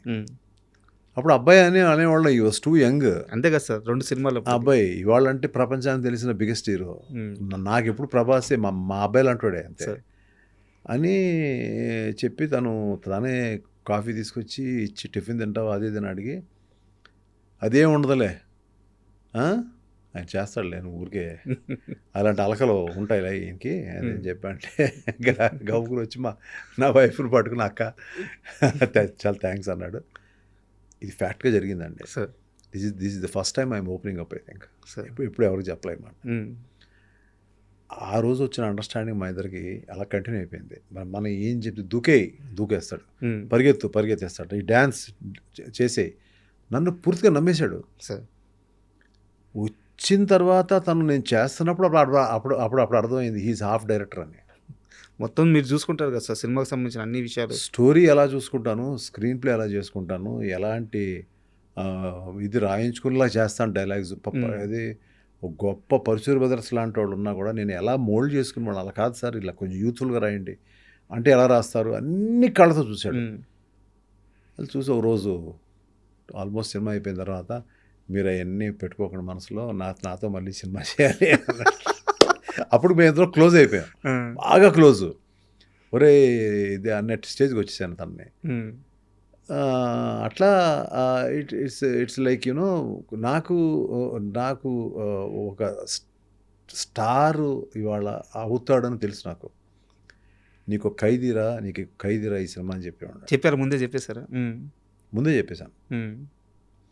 తర్వాత ఇంకా అతను తెలుసు కదా, మీరు ఇంకా అక్కడి నుంచి ఆ సినిమా రాజమౌళి గారు చూడడం, కృష్ణవంశీ లాంటి వాళ్ళు చూడడం. నేను షో వేసాను సార్, నన్ను అడిగితే ప్రభాస్ రాజమౌళి గారు చూస్తారంట అని. అది చూసి అతను పర్ఫార్మెన్స్ చూసి నెక్స్ట్ అతనికి వచ్చే ఫిల్మ్స్ అన్నీ మీకు తెలుసు. అవును, ఇంకా అలా ఇప్పుడు ఎవరు కడతారు పెళ్ళికి గంట అంటే ఫస్ట్ కట్టింది నేను. చాలా మంది ఛాన్స్ తీసుకున్నాను. అతని యొక్క హైట్ని నేను ఎలాగైతే యూజ్ చేసుకోవాలో అలా చేసుకున్నాను. అలాగే తను కొన్ని కూడా ఎపిసోడ్స్లో మొత్తం లాస్ట్లో తీసాం. ఇప్పుడు హీరోయిన్ని పట్టుకొస్తున్నాడు అతను, ఒక మ్యాచో మ్యాను, వెళ్ళి హీరోయిన్ని 100 మందిని చంపేసి మొత్తం అంటించేసి, లంకని ఎలా అయితే హనుమంతుడు అంటించేస్తాడో అలా మొత్తం అంటించేసి సీతను ఎలా పట్టుకొచ్చాడు అనేది కథ, రాముడు ఎలా పట్టుకొచ్చాడు అనేది కథ. దీన్ని ఇంత బ్లాస్టింగ్ వేలో చేస్తున్నాడు. ఇలాగప్పుడు నాకు ఆ టైంలో మీరు ఇందాక అడిగిన శత్రువు గుర్తొచ్చింది. అంటే that is the experience what I had with my director కోడి రామకృష్ణ గారు. ఓపెనింగ్లో ఏదో కావాలి, ఏంటో ఓపెనింగ్, సరే ఓపెనింగ్ చేసాం, ఏదో చేసాం, థ్రిల్ చేసాం, ఓకే. కానీ ఇంకా నాకు 2 ఫిలిమ్స్ బాగానే రీజనబుల్గా బాగానే ఆడి, ఒకటి బాగానే ఆడింది ఈశ్వర్ అని, ఇంకోటి అంత బాగా ఆడలేదు. ఇతను హీరో అంటే ఎలా నమ్మేస్తారు జనం సార్? లేదు కదా. సో రష్ అంతా చూస్తున్నప్పుడు ఏదో ఒక లోటు ఉంటే, అప్పుడు చెన్నైలో ఒక ల్యాండ్ మైన్స్ని పట్టుకుని పీటర్ మాస్టర్ని మళ్ళీ ఆపి, రికార్డింగ్ ఆపి, హీరో అంటే ఇలా ఉండాలి, హీరో ఇక్కడ పనిచేస్తాడు మైన్స్లో అని పెట్టి పైకి ఎక్కించి, తర్వాత యాడ్ అయింది లాస్ట్లో. That was the last sequence sir. అక్కడ యాడ్ చేసి, నువ్వు రిస్క్ తీసుకోవాలమ్మా నువ్వు. అప్పుడు బాంబులు ఎప్పుడు ఏం పేలుతాయో తెలీదు. ఆ టైంలో రాళ్ళు కొట్టడానికి వాళ్ళు ఇంతే టైం ఇచ్చారు, ఆ టైంలో అవలా. అక్కడ ప్లేస్ చేసి అతన్ని భయపడకుండా, అప్పుడు స్ట్రాడా క్రేన్ అని ఉండేది, అది రామోజీ ఫిలిం సిటీ నుంచి చెన్నై తెప్పించాను ఆ షాట్ కోసం. అంటే హీరో అవ్వాలి ఆ సినిమాలో, అతను హీరో చేయాలని కాదు, హీరో అవ్వాలి ఆ సినిమాలో. ఆ హీరో అంటే హీరో అంటే ఇలా ఉండాలి, అంటే భయపడకుండా ఉన్నాడు మనిషి, పులి, ఏదైనా చేయగలడు అనేది రావాలి ఆ ఫ్యాక్టర్ అని చెప్పి దాని మీద ఇటువంటి మీరు చెప్పిన మాటలన్నీ ఆ ఫస్ట్ ఫ్రేమ్లోనే ఉంటాయి సార్. లాంగ్ షాట్లో చూపిస్తారు, లాంగ్ షాట్ క్లోజ్కి వెళ్ళంగానే ఈ షోల్డర్ ఎంత ఉంటుంది, చూసి తాడు ఇట్లా పట్టుకొని షోల్డర్ ఇట్లా హోల్డ్ చేస్తూ ఉంటారు. ఎవ్రీథింగ్ ఒక ఇమాజిన్ చేసుకొని ఎగ్జిక్యూట్ చేసిన ఇదే. ఆ తర్వాత మేము బ్లాస్టింగ్స్ పెట్టాం. పెడితే ఆ బ్లాస్టింగ్స్లో ఎవరో హర్ట్ అయితే అతను పరిగెత్తుకుని ఆయన పట్టరావడం అనేది పరిగెడుతూ ఉంటే ఎస్ ఈజ్ ఎ హీరో అనేది హీరో అనిపించేశాను. అక్కడి నుంచి ఇంకా ఆ సినిమా మళ్ళీ ఈ సీక్వెన్స్ పెట్టి చూసుకున్నప్పుడు బొమ్మలు లేస్తా సినిమా వెళ్తుంది. అది స్క్రీన్ ప్లే. యా, ఆ ఫ్యాక్టర్స్ అన్నీ తనకు యాడ్ అయిపోయినాయి. He became a super hero kind of ఇది. సో ఇంక ఇవాళ ఈ సంథింగ్ లైక్ హిస్టరీ. అంత పెద్ద సక్సెస్ అయిన తర్వాత ప్రభాస్ గారి రియాక్షన్ ఏంటి సార్ మీ దగ్గరికి వచ్చి? అయ్యో, నన్ను వదిలేడు కదా అసలు. మళ్ళీ సినిమా ఎప్పుడు చేస్తారని ఉండేవాడు. అయితే నేను కొంచెం ముందుకు వచ్చాను సార్. యాక్చువల్గా ఇందాక ఫ్లోలో భాగంగా మనం దేవి సినిమా గురించి మాట్లాడుకుందాము. దేవి సినిమా అప్పటిదాకున్న తెలుగు సినిమాని ఆడియన్స్ చూసే విధానాన్ని మార్చేసిన సినిమా. ఆ గ్రాఫిక్స్ కానీ, డివోషనల్, అంటే ముఖ్యంగా దేవి సినిమాలో డివోషనల్ చాలా ఎక్కువ ఉంటుంది, చాలా బాగుంటుంది, ఎలాంటి స్టారు ఉండరు. సో ఆ దేవి సినిమా ఎక్స్పీరియన్స్ చెప్పండి. చాలా ఉందండి. దానికి మీరు interviews part 1, 2, 3, 4 part 1, part 2, part 3, part 4 పెట్టుకోవాలండి దేవి కోసం. అమ్మో, అది అసలు వేరే. ఆ బాధ వర్ణాతీత. ఎంజాయ్మెంట్ ఉంది, బాధ ఉంది.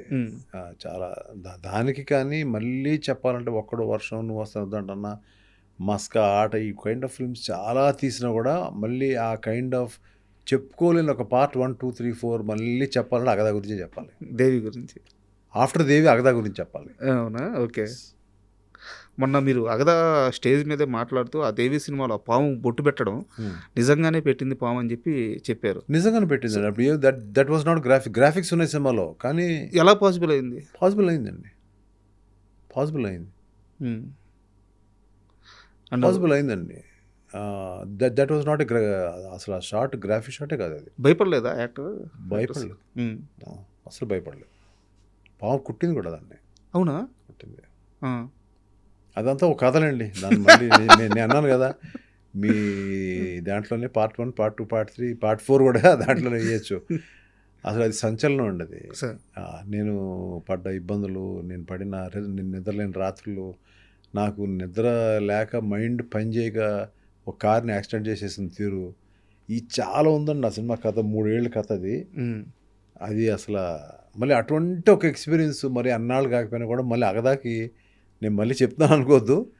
మళ్ళీ అగదాకి అంటే మళ్ళీ కంబ్యాక్ కావాలంటే ఆ బాధను అనుభవిస్తే కానీ ఆ దేవత కానీ దేవుడు కానీ మళ్ళీ మన సక్సెస్ ఇవ్వాలనిపించింది.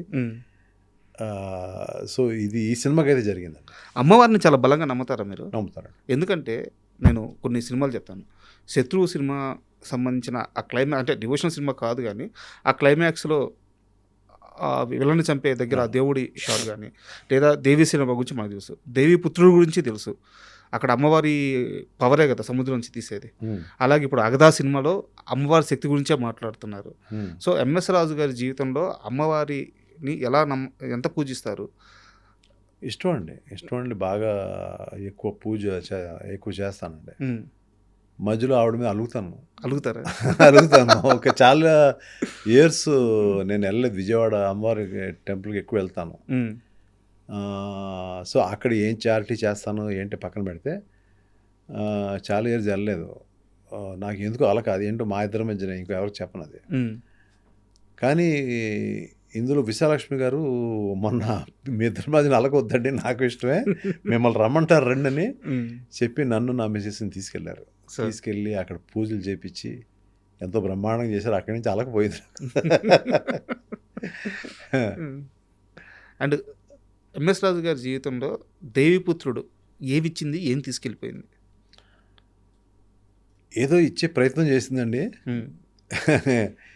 అది ఏమిచ్చింది, అది ఏదో ఒక ఎక్స్పీరియన్స్ అయితే ఇచ్చింది. మళ్ళీ జాగ్రత్తగా ఉండాలి, మనం ఏంటంటే రిపీట్ చేయకూడదు ఇష్యూస్.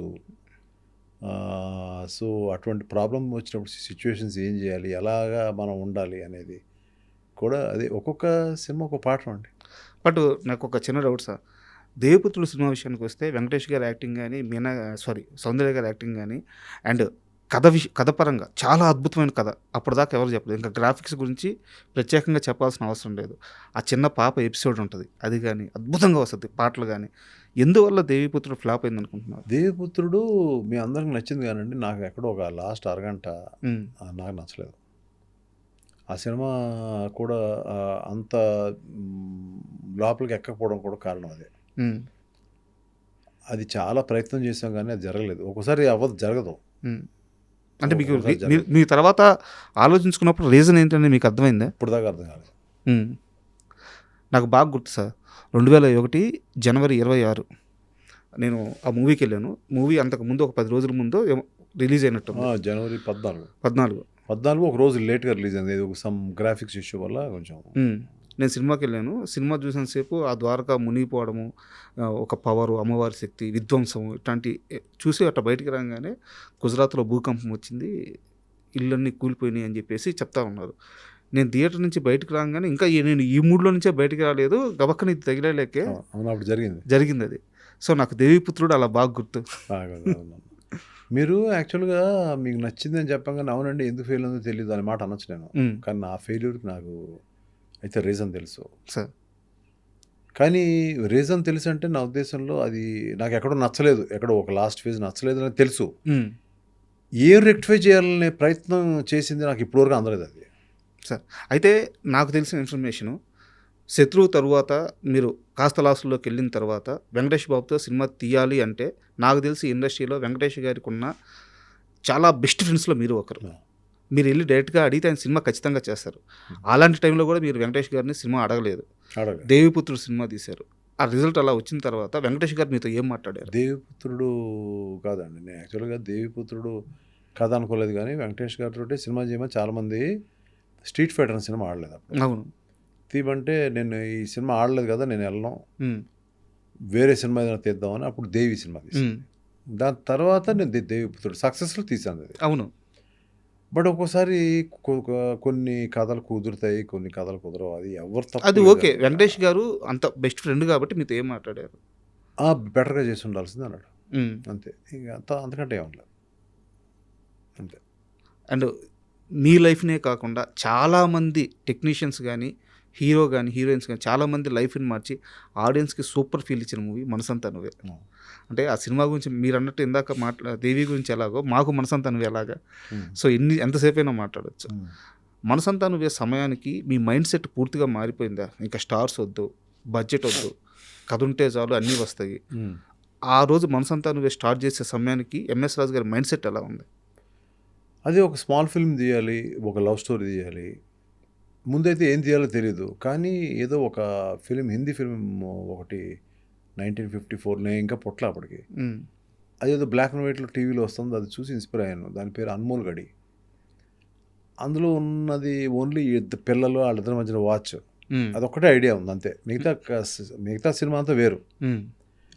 ఆ పిల్లలు అది ఇది ఎప్పుడుతో 1954 కదా, జనానికి గుర్తుండదులే, దాన్ని క్యారెక్టర్స్ పట్టుకుని సినిమా చేద్దాం అని అనుకుని దాని మీద కథ అల్లాను. కథ అల్లిన తర్వాత ఫస్ట్ పరుచూరి వెంకటేశ్వరరావు గారు చెప్పాను, బాగుంది కొంచెం వర్క్ చేద్దాం అన్నారు. తర్వాత ఎస్ గోపాల్ రెడ్డి గారు చెప్పాను, బాగుంది చెయ్యి అన్నారు. నాకు ఆ సంవత్సరం 'దేవిపుత్రుడు' ఫ్లాప్ అయిన సంవత్సరమే రిలీజ్ చేయాలి నాకు. ఓకే. మే 1 ఎప్పుడు ఈ ఐడియా నేను చూశాను. మే 1 చూసిన తర్వాత ఓకే, దీన్ని మే 10 నా బర్త్డే కదా, ఆ రోజు ఓపెన్ చేసేద్దాం, స్టోరీ పూర్తి అవ్వాలిగా మొత్తం. అదేంటి ఆ సినిమా పూర్తి అవ్వాలి కదా అని వెంకటేశ్వర గారు, అసలు ఎవరు డైరెక్ట్ చేద్దాం అనుకుంటారు. గోపాల్ రెడ్డి గారేమో నువ్వు అనుకున్నావు కదా కథ, నీకు అన్నీ తెలుసు, నువ్వే చేసేయి, నేను ఉంటాను కదా వెనకాతల, నీకేం ఎక్కడ షార్ట్ కన్ఫ్యూజన్ ఉండదు, నేను ఉంటాను కదా అని. వద్దండి అలా వద్దు, ఇప్పుడు అసలే ఒక ఫెయిల్యూర్ ఉంది, ఇప్పుడు నేను ఇవన్నీ పెట్టుకోలేను, నాకు ఎవరన్నా జస్ట్ చూస్తున్నానంటే సరే నువ్వేమనుకోకపోతే ఒక అతను ఉన్నాడు అని చెప్పి అప్పుడు విఎన్ ఆదిత్య పేరు చెప్పాడు. ఓకే. సో తను మనకు దగ్గరగా ఉంటాడు, నీకు ఇది నిన్ను I think he label to understand you, నీ లోపల ఏముందో అండర్స్టాండ్ చేసుకుంటాడు అతను చెప్పింది ఆయనే. ఈ పరుచూరి వెంకటేశ్వరరావు గారు, గోపాలకృష్ణ గారు మేము చెప్పాము ఆదిత్య గురించి అని అంటారు, కానీ వాళ్ళు గోపాల్ రెడ్డి గారు చెప్పిన తర్వాత సెకండ్ ఒపీనియన్ తీసుకున్నాయింది యాక్చువల్గా. ఓకే. వాళ్ళిద్దరిది లేదు మంచి కుర్రాడు మన దగ్గర చాలా సినిమాలకి పనిచేశాడు, కో డైరెక్టర్గా పనిచేశాడు అదే దాన్ని. అప్పుడు ఆ అబ్బాయిని పిలిపించాను. పిలిపిస్తే సో హీ వాజ్ ఇంటూ ఏది ఇమ్మీడియట్గా తను అంటే అది అదే తను ఇమ్మీడియట్గా నా సినిమా అనగానే ఓకే మన సినిమాకి వెళ్ళిపోతాం అనుకున్నాం. దాని తర్వాత ఉదయ్ కిరణ్ అందరూ ఒక్కొక్కళ్ళు చేరడం ఇలా మెల్లమెల్లగా ఇట్లా ముందుకు వెళ్ళిపోయింది. నేను కథ చెప్పి ఇది ఎలా ఉంది కథ అంటే బాగుందండి అని చెప్పి అన్నాడు. అక్కడి నుంచి అందరూ ఒక అండర్స్టాండింగ్తో అట్లా వెళ్ళిపోయాం. మనసంతా నువ్వే సినిమాని మీరే ఓన్గా రిలీజ్ చేసుకున్నారు. ఓన్గా రిలీజ్ చేశాను. ఆ డిసిషన్ మీరు ఫుటేజ్ చూసుకున్న తర్వాత నాకు డెసిషన్ వచ్చేసింది. మీకు ఎవరైనా సలహా ఇచ్చారా? కాదు నేను డెసిషన్ తీసేసుకున్నాను ఆల్రెడీ. నేను సలహా ఇస్తే ఎంత డెసిషన్ మేకింగ్ ఉంటుందో నాకు తెలీదు. ఒకసారి తీసుకున్నా తీసుకోవచ్చు. నా డెసిషన్ మేకింగ్ అయిపోయింది. ఆ టైంలో నువ్వు నేను సినిమా హిట్ అయింది. హిట్ అయిన తర్వాత నువ్వు నేను ప్రొడ్యూసర్స్ అన్నారు మీరు జాక్పాట్ కొట్టేసారు అమ్మేస్తారు సినిమా అని చెప్పాను. ఇది అమ్మట్లేదని చెప్పాను. దీని తర్వాత ఊరికే కూర్చున్నప్పుడు పరచూరు గోపాలకృష్ణ గారు వెంకటేశ్వర గారు ఇద్దరు కూర్చుని ఉండగా ఏమండి ఇది అమ్మాలా లేదా అని నేను అడిగాను. ఒపీనియన్ కోసం మొత్తం ఉంచుకోన్నారు. సో అంతకుముందు నేను ఉంచుకోవాలని ఉంది అనేది వాళ్ళకి తెలీదు లోపల. సో అది సింక్ అయిందని నేను అప్పుడు ఎవరు అడిగినా కూడా నేను ఇవ్వలేదు సినిమా. అది అప్పుడు ఎంత అండి 1.5 ఎంతో చేసింది. 1.5 ఎంతో అయింది సినిమాకి ప్రోడక్ట్ మొత్తం టోటల్గా. వ్యాస్ట్ అంటే 14 times వచ్చింది. ఇప్పుడున్న ఓటీటీ లేవు, ఇప్పుడున్న శాటిలైట్ రేట్స్ లేవు, అవి లేకుండానే 14 times వచ్చింది ఆ సినిమాకి. అదే సార్ కలెక్షన్ చూస్తే 14-15 కోట్ల రూపాయలు. ఉదయ్ కిరణ్ గారి రియాక్షన్ ఏంటి సార్ అంత పెద్ద హిట్ తర్వాత? ఏం లేదండి, అందరూ everybody were gelling so much, everybody మంచి అండర్స్టాండింగ్తో చేసాం సినిమాని. అందరూ కూడా ఎవ్రీబడి. ఎక్కడ మనకి ఒకటి ఏంటంటే అండి, మనకి ఎదురీది ఏ టెక్నీషియన్ కానీ ఏ ఆర్టిస్ట్ కానీ ఒక ఎంఎస్ రాజుని ఎదురీది వెళ్ళిన సందర్భం ఎక్కడ లేదు. కన్విన్స్ చేసుకుంటారు వచ్చి అలా కాదండి ఇలా కాదండి, ఎందుకంటే నా మొహం అలాంటిది వచ్చిన కాదండి ఇలాగే చేద్దాం అనే మాట ఎవరు అంటారు సార్? ఒకరు చెప్పినా అసలు మీరు వినే రకమే. నేను విన్నంతసేపు నేను అన్ని బాగానే ఉంటుంది, కానీ కొన్ని హార్ష్ డెసిషన్ తీసుకుంటాను. అలాంటి హార్ష్ డెసిషన్స్లో ఏంటంటే, నేను ఆదిత్య నాకు నెక్స్ట్ ఫిలిం ఇదే, ఈ రూమ్ నాకు ఉంచేయండి నాదే అని అన్నాడు. ఇంకో ఫిలిం ఒప్పుకున్నాడు, నాకు చెప్పకుండా ఒప్పుకున్నాడు అని కోపం వచ్చేసింది. చెప్పు ఒప్పుకోవచ్చు కదా అని చెప్పి కోపం వచ్చేసింది. అతను ఉన్న ప్లేస్ ఎప్పుడు అతని ప్లేస్కి వెళ్ళను నేను. అతని ప్లేస్కి వెళ్ళి అతని మీద అరిచాను గట్టిగా. అతను అస్సలు బిక్క చచ్చిపోయాడు, అతను అలా ఉండిపోయాడు అలాగా. తర్వాత నాకే అనిపించింది అమ్మ చూస్తే ఎందుకన్నా నేను గౌకునేలాగా. Okay youngsters let them earn money, ఏముంది తప్పే ఉంది. ఓకే ఆదిత్య మనం ఎప్పుడు సందర్భం వచ్చినా మళ్ళీ చేద్దాంలే, ఇది బాగా చెయ్యి, నీకు ఏదన్నా నీకు ప్రాబ్లం ఉన్నా ఇందులో, నీకు ఏదైనా స్టోరీలో నీకు ఇబ్బంది ఉన్నా నా దగ్గర రా, నేను చేస్తాను. ఆ కోపం అంతా పోయింది. అదే ఆ తర్వాత అందరూ మేమంతా బాగానే ఉండేవాళ్ళం. తర్వాత తనకి అది హార్ష్ డెసిషన్ అంటే చెప్తాను నేను. బాస్ అనే సినిమా చేశాడు తను. అవును, నాగార్జున గారితో. నేను అప్పుడు ఆట అనే సినిమాకి ఎవరు డైరెక్టర్ పెట్టుకోవాలో నాకు తెలియదు. ఆ టైంలో బాస్ అనే సినిమా సడన్గా పోయింది. నేను కూడా థియేటర్కి వెళ్ళి చూశాను, మా ఆదిత్య అని చెప్పి నేను థియేటర్కి వెళ్ళి చూశాను. ఇది చూసినప్పుడు నాకు నచ్చలేదు సినిమా, కానీ తనకి మెసేజ్ పెట్టాను, బాగుంది సినిమా, టెన్షన్ ఏం పడద్దని పెట్టాను. అతను ఇప్పుడు కూడా ఆయన బాగుందని చెప్పారు కదా, ఆడుతుంది అనుకుంటున్నాడు అతను. కానీ తనకు తర్వాత తెలిసింది, కానీ ఎందుకు నిలబెట్టాను తనకు తెలియదు. దాని తర్వాత ఎప్పుడో మెల్లగా నేను ఫోన్ చేసి మళ్ళీ పిలిచాను. పిలిచి నువ్వు మళ్ళీ బాస్ పోయింది, అది పోయింది, ఇది పోయింది, టెన్షన్ పడద్దు, నా సినిమా ఆట చేసేసాయి, కథ అంతా రెడీగా ఉంది, వచ్చేసాయి అని చెప్తే తను ఇమ్మీడియట్గా, ఎందుకంటే it's like for him also it's like home banner. నాకు విపరీతమైన అండర్స్టాండింగ్ ఉంది తనతో. ఏదైనా ఉంటే తిడతాను, ఏదైనా షార్ట్ జరుగుతున్నప్పుడు ఏదైనా ఫోన్ రింగ్ అయినా, అంటే అంత క్లోజ్, నాకు చనువు ఉంటుంది, బాగా చనువు. లేదంటే ఏదైనా ఎక్కడికండి ఎక్కువ తను కొంచెం ఉండే పనులు కూడా చేస్తున్నాడు, ఫోన్ల ద్వారా వాళ్ళకి వీళ్ళకి హెల్ప్ చేస్తాడు చాలా ఎక్కువ. పిలిచినప్పుడు ఏంటయ్యా సినిమా కాన్సంట్రేట్ రా అని చెప్పి గట్టిగా తిడుతూ ఉంటాను, అది వస్తూ ఉంటాడు. ఇలాంటి అండర్స్టాండింగ్ మా ఇద్దరు మధ్య. ఇప్పుడు దానికి తగ్గట్టే డైరెక్టర్స్ అసోసియేషన్కి ఆయన హెడ్ అయ్యి ఉన్నారు. అందరూ అయితే ఒక క్వశ్చన్ అడుగుతాను, చాలా ఫ్రాంక్గా చెప్పాలి మీరు. ఆటా సినిమా షూటింగ్ నిజంగా అంత సజావుగా సాగిందా? ఆటా నేను సినిమా ఇందాక విషయం, ఏం చెప్పాను ఆటా మీకు? సినిమా విషయంలో నేనేం చెప్పాను ఇబ్బందులు వచ్చినాయి రాలేదా? నేనేం చెప్పాను ఇందాక మీకు? ఆ, నా దగ్గర ఏ టెక్నీషియన్ ఆర్టిస్టు ఉమ్, ఒక ఏదైనా అలగడం చేయడం కన్విన్స్ చేసుకుంటారు తప్ప మీకు ఇది ఏ సందర్భంలో విన్నారో ఎలా విన్నారో నేను తీసే ప్రాణం పెట్టే సినిమా మీద ఒట్టు. మరి ఆటా సినిమా ఎక్కడ విన్నా మీరు ఎవరు నేను పేర్లు చెప్పొద్దు, ఎక్కడ విన్నా అది రూమర్ అబద్ధం అంతే. ఇంక మీరు ఎందుకంటే అడుగుతున్నాను, ఆటా గురించే. ఇది నా సినిమా మీద ఒట్టేసి చెప్తున్నా. ఉమ్, మీరు ఇది ఎవరు చెప్పారు అనేది కూడా నన్ను మాత్రం అడగద్దు, ఉమ్, లేదంటే ఎక్కడి నుంచి విన్నారు వినద్దు, రూమర్ వినొద్దు. నేను చెప్పిందే హానెస్ట్గా చెప్తున్నాను. ఇది జరగదు కూడా, ఇది జరగలేదు, నా లైఫ్లో ఎప్పుడు జరగదు. నేను అలిగెళ్ళిపోతా. ఉమ్, అది ఓకే. ప్రభాస్ 5 నిమిషాలు పౌర్ణమికి లేటుగా వస్తే అలిగెళ్ళిపోయాను. ఉమ్, కారులో ప్రియతమ స్పీడ్ వచ్చి నాకంటే ముందు ఆపి వెళ్ళలేదు నన్ను, తీసుకొచ్చాడు నన్ను. ఏంటి 5 నిమిషాలు లేటుగా వస్తే ఏంటి అది అప్పటికే మా ఇద్దరి మధ్య బాగా క్లోజ్. గట్టిగా అరిచాడు నా మీద, గట్టిగా అరవకు ఏంటి లేటుగా వచ్చి, మీరు రండి సోది రండి అని చెప్పి పట్టుకుని అలా కారు ఎక్కించుకొని తీసుకెళ్ళిపోయాడు. అలా ఏదో మనం ఏదో దాంట్లో రాత్రి అంతా మనం నిద్ర లేకుండా ఆలోచించి తీస్తూ ఉంటాం. హిట్ ఆఫ్ ఫ్లాప్ తర్వాత విషయం. సార్ పొద్దున్న వచ్చినట్టు నాకు ఆర్టిస్ట్ రాదు, ఎందుకు రాడు కాదు, ఎందుకు రావు అక్కడికి, ఎందుకు రావు? నేను అనుకున్న షార్ట్ కాల్ షీట్ నువ్వు ఎందుకు రావు? అవన్నీ పాత పద్ధతులు ఇప్పుడు లేవు అనుకోండి, అవన్నీ వదిలేండి. అందువల్ల మనం సినిమా కూడా ఇంకా పెద్ద పెద్ద స్టార్స్తో సినిమా చేయడాలని కూడా కొంచెం చాలా ఇబ్బంది. అయితే మీ విషయంలో చాలా ఆనందపడిపోయారంట కృష్ణ గారు. ఒక్కడో సినిమా మొత్తం ఫైనల్ అవుట్ చూసుకొని ఎంఎస్ రాజు అని ఒక మాట అన్నారు, మీ దాకా వచ్చింది లేదో తెలియదు. ఎంఎస్ రాజు నాకు జీవితంలో మర్చిపోలేని గిఫ్ట్ ఇచ్చాడు ఆ ఒక్కడో మూవీ చూసుకొని. ఆయనకి ఆ క్షణం అర్థమైంది, తన కొడుకు సూపర్ స్టార్ రేంజ్కి వెళ్ళిపోయాడు ఈ సినిమాతో అని చెప్పేసి. నేను అలా ఎప్పుడు అనుకోనండి, కృష్ణ గారి ఆశీర్వాదం లేకుండా ఏది ఆ సినిమాకి జరిగి ఉండదు. సార్ ఫస్ట్ ఆయన కాళ్ళకి దండం పెట్టి ఈ సినిమా బాగా జరగాలండి అని చెప్పి కాళ్ళకి దండం పెట్టినండి నేను. At the same time Mahesh బాబులో అంటే ఒక మంచి ఫ్రెండ్ ఆ సినిమాలో ఎన్ని జోకులు వేసేవాడు అంటే నా మీద, మామూలు జోకులు కాదు. నేను అది ఏం అలిగేవాడు కాదు, అలా నవ్వుతూ ఉండేవాడు అతను చూసి. నేనే దొరికాను బాబు నీకు, ఎన్ని జోకులు వేసేవాడు అంటే నా మీద. నేను ఇలా వెళ్ళంగానే అలా వేసేవాడు జోకు, నేను వింటా ఉండేవాడు. మళ్ళీ వెనక్కి తిరిగి వచ్చి ఏంటి వేసావు అని, ఊరికేనండి అలా చాలా సరదాగా, అంటే చాలా టఫ్ ఫిల్మ్ అయినా కూడా ఒక్కడు చాలా సరదాగా జరిగిపోయింది. బట్ ఒక్కడో సినిమాకి సంబంధించినంత వరకు గుణశేఖర్ గారు కథ రెడీ చేసుకున్నారు, మహేష్ బాబు గారు హీరోని ఫిక్స్. అయితే ఆ సినిమాని తీసే దమ్మున్న, నేను ఈ వర్డ్ మళ్ళీ వాడుతున్నాను, మళ్ళీ చెప్తున్నానండి, సినిమా కథ రెడీ కాలేదు, మొత్తం కథ రెడీ లేదు. ఐడియా చెప్పారు నాకు, మహేష్ బాబు దగ్గర ఐడియా చెప్పారు. He had some confusion, story స్క్రీన్ ప్లేలో he had some confusion.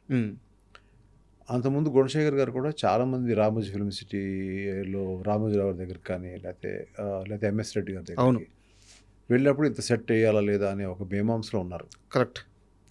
So ఆ టైంలో తనకి ఎక్కడో నచ్చింది, ఎక్కడో ఇష్యూ కూడా ఉంది అనేది మహేష్ బాబు. నేను ఎన్ని ఫ్యాక్టర్స్ ఎక్కువ చెప్పలేదు నేను. చెప్పండి సార్, పర్లేదు చెప్పండి.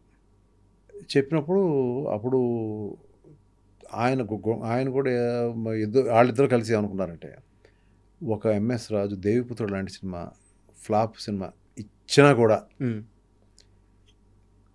మీరు కొన్ని ఫ్లాపులు నేను కొన్ని ఫ్లాపులు ఇచ్చినా కూడా మన ముగ్గురు కలిస్తే మంచిది అనేది వాళ్ళతో డిసైడ్ చేసుకున్నారు.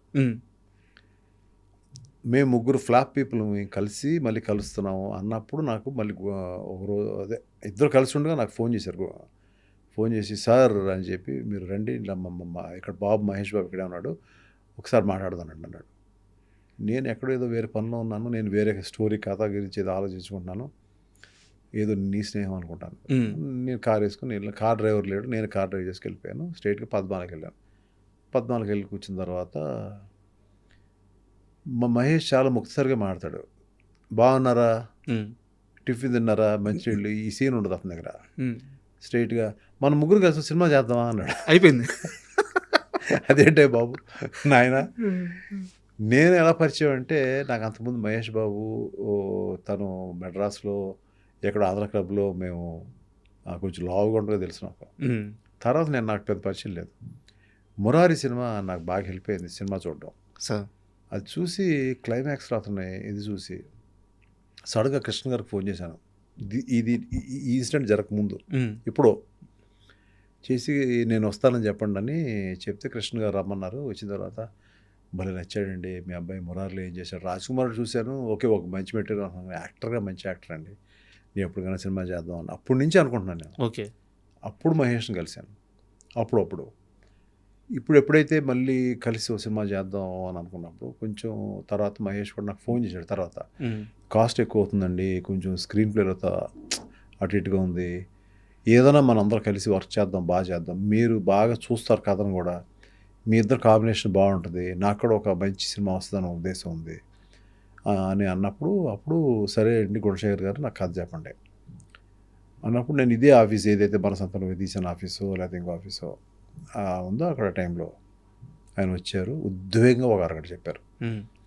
చెప్పంగానే 10 నిమిషాలు బాగుందండి అన్న. బాగుందన్న తర్వాత మెల్లమెల్లగా ఒకేసారి చెప్తే బాగోదని మెల్లమెల్లగా 1-2 డేస్ టైం తీసుకుని నాకు ఈ పోర్షన్ నచ్చలేదండి, ఈ పోర్షన్ నచ్చలేదు, ఇక్కడ కన్ఫ్యూజన్ ఉందండి, అక్కడ కన్ఫ్యూజన్ ఉందండి. ఈలో మహేష్ ఏంటి ఎలా ఉంది మేము వస్తాంలే అని చెప్పి మేము ఇద్దరు కలిసి వెళ్ళాం. మళ్ళీ ఓకే. వెళ్ళిన తర్వాత తను అన్నాడు, బాబు మేము మళ్ళీ కూర్చొని ఒక వారం 10 రోజులు టైం ఇవ్వు, మేము వస్తాం మళ్ళీ అని చెప్పి మేము ఇద్దరం కూర్చొని అందులో ఉన్న ఇష్యూస్ సాల్వ్ చేసాం మొత్తం ఎపిసోడ్స్ కంటే. ఓకే. ఇష్యూస్ అన్నీ ఆయన కూడా అప్పటికి ఒక మంచి సినిమాలు తీశాడు. ఆయన ఆడలేదు పక్కన పెడదాం. సో ఆయన కూడా విన్నాడు అన్నమాట. కొన్ని కూడా ఎక్కువ కూడా లేదండి ఇలా బాగుంటుంది అన్నీ కూడా. సో దాన్ని స్లోగా మెల్లగా ట్రాక్ ఎక్కించి అక్కడి నుంచి నేను కూడా చెప్పాను, సార్ నేను ఇన్వాల్వ్ అవుతాను గట్టిగా, స్టోరీలో కూడా గట్టిగా ఇన్వాల్వ్ అవుతాను అని చెప్పాను. అక్కడి నుంచి ఆ సినిమా జరిగింది. అయితే ఒక్కడికి సంబంధించి ఒక చిన్న డౌటు, ఆ కొండారెడ్డి బుర్జు దగ్గర ప్రకాష్ రాజ్ గారిని కొట్టే షాటు సినిమా ఓపెనింగ్లోనే ఉండాలి యాక్చువల్గా, అయితే తర్వాత స్క్రీన్ ప్లేలో భాగంగా దాన్ని మార్చేశారు, నిజమేనా ఇది? నేను కథ విన్నప్పుడే చెప్పానండి, మీరు వేరే స్క్రీన్ ప్లే అనుకున్నారు, నేను అడిగింది అది యాక్చువల్గా బాగోదండి అంటే ఆయన అన్నాడు, సార్ కొంచెం అమౌంట్ ఎక్స్ట్రా అవుతుంది, ఇది తీస్తాను అది తీస్తాను అన్నాడు. సార్ తీయండి మీ ఇష్టం అన్నాను. ఎందుకంటే వై షుడ్ వి రేపు సినిమా చూస్తున్నారు చెప్పచ్చు కదా. కరెక్ట్. సినిమా మొత్తం అయిపోయిన తర్వాత ఈ చాలా ఎక్కువ ఖర్చు అయింది, లేకపోతే ఇంకోటి తర్వాత ఆయన గుణశేఖర్ గారు కూడా ఇంకా ఎక్కువ అయ్యేది. ఆయన పెట్టిన ఎఫర్ట్ మామూలుగా అయితే హెవీర్ అయిపోతుంది సినిమా. అంటే ఎంత అవుతుందో ఎప్పుడెప్పుడు అవుతుందో తెలీదు. చాలా గ్రిప్గా చాలా ఆన్ టైం తీశారు, కరెక్ట్గా అనుకున్న బడ్జెట్ తీశారు ఆయన. దాని తర్వాత మళ్ళీ రష్ చూపించినప్పుడు నేను స్ట్రైట్గా చెప్పేశాను, సార్ అప్పుడు నేను చెప్తానో అదే మాటకి స్టిక్ అనే ఉంటున్నాను, నేను వర్కౌట్ అవుతుంది సార్ ఇది ఇంటర్నేషనల్ సినిమా సార్, అలా కాదు సార్ ఇలా కాదు సార్ అంటే, తర్వాత ఓ పని చేయండి సార్, మీకు నాకు ఇష్టలు మన పరుచూరు బ్రదర్స్ వాళ్ళు పెట్టి కూర్చోబెడదాం. ఆ తర్వాత గుణశేఖర్ గారు పాపం ఆయన ఏకీభవించారు, లేదండి మీరు అందరూ చెప్పింది కరెక్ట్, మనం ఇలాగే వెళ్దామండి, ఎందుకు ఛాన్స్ తీసుకోవాలి, ఇది ఏంటంటే మహేష్ బాబు కెరీర్ ముఖ్యం, నా కెరీర్ ముఖ్యం, మీ కెరీర్ ముఖ్యం, ఇంత బడ్జెట్ అయిపోయింది, నేను ఇట్లాగే వెళ్దామండి మనం అని చెప్పి ఆయన పాప కన్విన్స్ అయ్యారు. ఆయన కన్విన్స్ అయిన తర్వాత ఇది ఏ సినిమా కన్నా ఈ ఫైనల్ ఎడిటింగ్ దగ్గర దెబ్బలాట్లు ఉంటాయండి. అదేదో పర్సనల్ ఇదైతే కాదు, కొన్ని నేను తప్పు చెప్పేవాడిని, నేను కొన్ని తప్పు చెప్పినప్పుడు ఆయన అది కాదు సార్ ఇది బాగుంటుంది అని నన్ను కన్విన్స్ చేసిన రోజులున్నాయి. ఓకే. ఒక ఫైట్ ఉంటుంది ప్రకాష్ రాజ్ గారికి హీరోకి మధ్యలో ఫైట్ ఉంటుంది. అది ఇప్పుడు ఆ అమ్మాయికి ఇలా కత్తి పెట్టి గోబ్బెమ్మ అనే సీన్ ఉంటుంది, పెద్ద ఫైట్ అండి యాక్చువల్గా. నేను చెప్పాను, సార్ గుణ గారు ఇది కరెక్ట్ కాదు గుణ, క్లైమాక్స్లోనే ఫైట్ ఉండాలి ఇద్దరికి, మధ్యలో ఫైట్ అయిపోయింది సినిమా, నేను ఇలా ప్లాన్ చేశాను సార్ అలా ప్లాన్ చేశాను అన్నాడు. కానీ ఆయన ఆలోచించాడు, ఆయన మెల్లగా ఆయన కూడా ఆలోచించాడు, ఎందుకు చెప్తున్నాడు ఇన్నిసార్లు ఎందుకు చెప్తున్నాడు అని చెప్పి ఆలోచించుకొచ్చి చెప్పారు, లేదు సార్ మీరు కరెక్టే అని చెప్పి వెంటనే పరుసు సార్ని పిలిపించి నేను ఒక సీన్ చెప్తాను సార్, ఆయనే చెప్పాడు సార్, నేను చెప్పలేదు. మనం we should able to inspire one maker sir. First బాగుంది బాగాలేదు చర్చ అంతే కదా, నేను కూడా బాగుంది బాగాలేదు అనేది ఎవరన్నా చెప్తాను కదా నాకు కూడా. అప్పుడు ఆ రోజు ఆయన కత్తిలో పెడతాడండి హీరో, ఆ అమ్మాయి అంటే పడి చచ్చిపోతున్నాడు, వద్దు చంపొద్దంటే అలాగే ఎస్కేప్ అయ్యాడని చెప్పాడు ఆయన. ఉమ్. క్లాప్స్ కొట్టానండి. అంత పెద్ద ఫైట్ అవసరం లేదు ఇంకా. నేను వెంటనే ఇలా చెప్పాను, సార్ ఎక్స్ట్రాడనరీ ఉంది సార్ అని. అంత మదనలోంచి వచ్చిన సినిమా అండి అది. బా అంటే ఇందులో ఆయన చెప్పారా నేను చెప్పారా నేను కాదన్నానా ఇవన్నీ కాదండి. ఫైనల్గా మూవీ అండి. ఫైనల్ మూవీ కోసమే పోరాడుతూ ఉండే. సార్ ఒకటి అడుగుతాను చెప్పండి. మనసంతా నువ్వే సినిమా ఎంఎస్ రాజు గారిని చాలా కష్టాల నుంచి బయటపడేసింది. ఆ సినిమాకు డబ్బులు వస్తున్నాయి, తీసుకొని హ్యాపీగా పోయిన ఆస్తులను పోయిన డబ్బును సేవ్ చేసుకోవచ్చు. ఆ సినిమా డబ్బులన్నీ తీసుకొచ్చి అప్పటి వరకు అంత మార్కెట్ లేని మహేష్ బాబు మీద నాకు తెలిసి ఇంకో 5-6 కోట్లు ఎక్స్ట్రా పెట్టేశారు. ఎందుకు అంత ధైర్యం? 5-6 కోట్లు కంటే ఎక్కువ పెట్టానండి. ఒరిజినల్గా అంతకుముందు అయిన దానికంటే 5-6 కోట్లు అదే అయింది.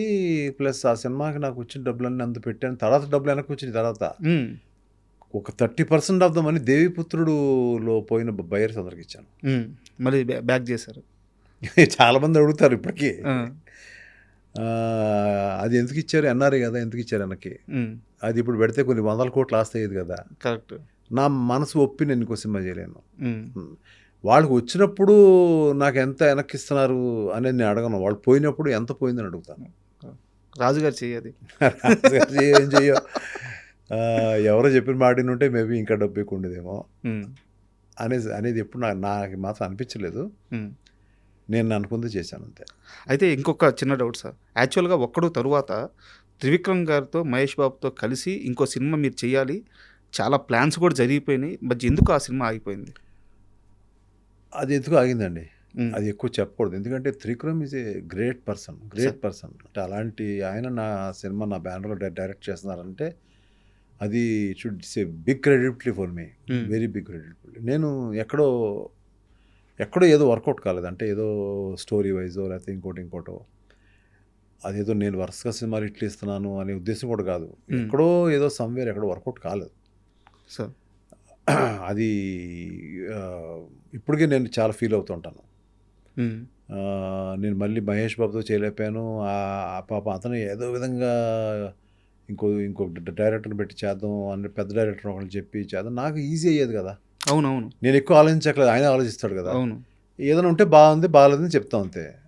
ఏదో ఎక్కడో సమ్వేర్ అండి, అది గుర్తు పెట్టుకోవాల్సిన విషయం కూడా కాదు అది. అయితే యాక్చువల్గా నేను ఆ హీరోతో మళ్ళీ ఎందుకు చేయలేదు ఇలాంటి అడగను, కానీ మీరు ఇంటర్వ్యూకి వస్తున్నప్పుడు నేను ఒక సీరియస్ ప్రశ్న అడగాలనుకున్నాను. మీరు చాలా చెట్లకి పాదు దవ్వారు, ఎరువేశారు, నీళ్లు పోసారు, ఫ్రూట్స్ వచ్చే టయానికి ఆ ఫ్రూట్స్ తీసుకోకుండా పక్కకి వెళ్ళిపోయారు. ఇదే ఎంఎస్ రాజు గారు ప్రభాస్కి ఒక స్టార్డమ్ వచ్చిన తర్వాత సినిమా తీస్తే 100 కోట్లు మిగలవా? మహేష్ బాబుకి ఒక స్టార్డమ్ వచ్చిన తర్వాత ఇలాంటి టైంలో ఒక సినిమా తీస్తే 100 కోట్లు మిగలవా? ఎప్పుడు ఎక్కడ మళ్ళీ ఆ ప్రయత్నం చేసినట్టు ఎక్కడా కనిపించరు. మీరు ఒకరిని వెళ్ళి సినిమా అడగరు, కష్టమంతా మీరు తీసుకుంటున్నారు, సుఖంలో మొత్తం వాటా అడగట్లేదు. వాళ్ళ సుఖం ఎందుకు అవుతుందండి? సుఖపడే సమయం. వాళ్ళు ఎన్ని సినిమాలు ఉన్నాయి, ఎంత కష్టపడుతున్నారు రాత్రి పగలు, ఎంతమందికి వాళ్ళు they are giving you know total work, ఎంతమంది కార్మికులు పనిచేస్తున్నారు వాళ్ళు. నేను అడిగేది కూడా అదే. ఇప్పుడు వాళ్ళతో ట్రావెల్ అయితే మీరు సుఖపడవచ్చు కదా అంటున్నాను. ట్రావెల్ అలా ఉండదండి నాకు. అదే అది లేదు, ఎందుకు లేదు? ముందే పెద్ద హీరోని పెట్టుకోవచ్చు కదా, ఫస్ట్ సినిమాని పెద్ద హీరోని పెట్టుకోవచ్చు కదా, పెద్ద హీరోని పెట్టుకోవచ్చు కదా, సూపర్ స్టార్ పెట్టుకోవచ్చు కదా. అయితే ఆ టైంలో అంటే హీరో సబ్జెక్టు మ్యాటర్ మార్చుకున్నావు, ఓకే. ఆ ఇయర్లో బాలకృష్ణ గారి సినిమా ఉంది, లక్ష్మీ నరసింహనో సంథింగ్ అనుకుంటాను, చిరంజీవి గారి సినిమా ఉంది. వర్షం అప్పటికి ప్రభాస్ మార్కెట్ ప్రకారం చాలా చిన్నది. ప్రభాస్ గారు మీ దగ్గరికి వచ్చి సార్ ఎందుకు సినిమాని ఆపుకుందాం, బాలకృష్ణ గారు చిరంజీవి గారు ఉన్నారని అది అడిగి కూడా మెల్లగా చెప్పాడు. మరి నేను ఎక్కడ తిడతానని మెల్లగా ఇలా గోకుతో చెప్పాడు చోట. చెప్పండి ఎందుకు మెల్లగా ఇంకా వారం తర్వాత వెళ్దాం అని మెల్లగా నసిగాడు. ఒకసారి చూశాను, ఊరికే అన్నాడు. అంటే ఇవాళ అంత ఎత్తున్నాడు ప్రభాస్, అతని గురించి తక్కువ మాట్లాడాలని కాదండి, అది ఏం జరిగిందో చెప్పాను. మీ జర్నీ కదా సార్, జస్ట్ అది ఏం జరిగింది చెప్తున్నాను. అతను కూడా ఫీల్ అవ్వడు, ఇలాగ ఎంఎస్ రాజులో చెప్పాడంటే ఎవరైనా చెప్తే ఫీల్ అవుతాడేమో, కానీ నన్ను ఎవరు ఫీల్ అవ్వరు సార్. నేను నువ్వు అనగలిగింది, ఒరే అనగలిగింది ఇండస్ట్రీలో చాలామంది ఉన్నారు, ఎవరు బాధపడరు, అందరూ ఎదురుకుండా అన్న కూడా బాధపడరు. వాళ్ళు నన్ను గురువుగా తీసుకుంటారు, ఒక ఫాదర్గా తీసుకుంటారు, ఒక అన్నగా తీసుకుంటారు తప్ప. సో అలాగని కావాలని స్టేజ్ మీద ఒరే నేను అన్నాం, వాళ్ళకి ఇచ్చే గౌరవం నేను ఇస్తా. ఆ రోజు ప్రభాస్ నన్ను అడిగినా కూడా లేదమ్మా అయిపోయింది, మనం వెళ్ళాలి. నువ్వు అప్పుడు గుర్తుందో లేదో శోభన్ నువ్వు కరెక్టేనా అని అడిగావు. నేను పెట్టుకున్నాను కదా, ఇవాళ బాగుంది కదా సినిమా, నువ్వు చూసావు కదా, నీకు నచ్చింది కదా, ఇది అంతే వదిలే అన్నాను. వదిలేశాడు. ఒక మొండి ధైర్యం అంతేనా? తెలీదండి. అండ్ ఇంకోటి సార్, మీరు మాట్లాడేటప్పుడు ఈ రోజుని ఇలా చెప్తుంటే చాలామంది నమ్మరేమో, ఇలాంటి మాటలు మీరు చెప్పాల్సిన అవసరం లేదు సార్. నేను ఒక ఎగ్జాంపుల్ చెప్తాను. ఒక నిర్మాతకి ఒక ఫిల్మ్ఫేర్ రావడం చాలా కష్టం. అలాంటిది మీకు వరుసగా 3 సంవత్సరాలు 3 ఫిల్మ్ఫేర్లు, హ్యాట్రిక్. మీకు గుర్తుందా? అదొక వైభవం.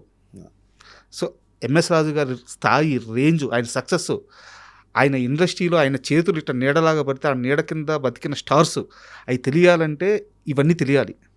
సో మీరు ప్రత్యేకంగా నేను ఆ రోజు ఇట్లా చెప్పొచ్చా లేదా మీరు అనుకోవద్దు. ఎందుకంటే ఎంఎస్ రాజు గారి ప్రయాణం మాకు అందరికీ తెలుసు.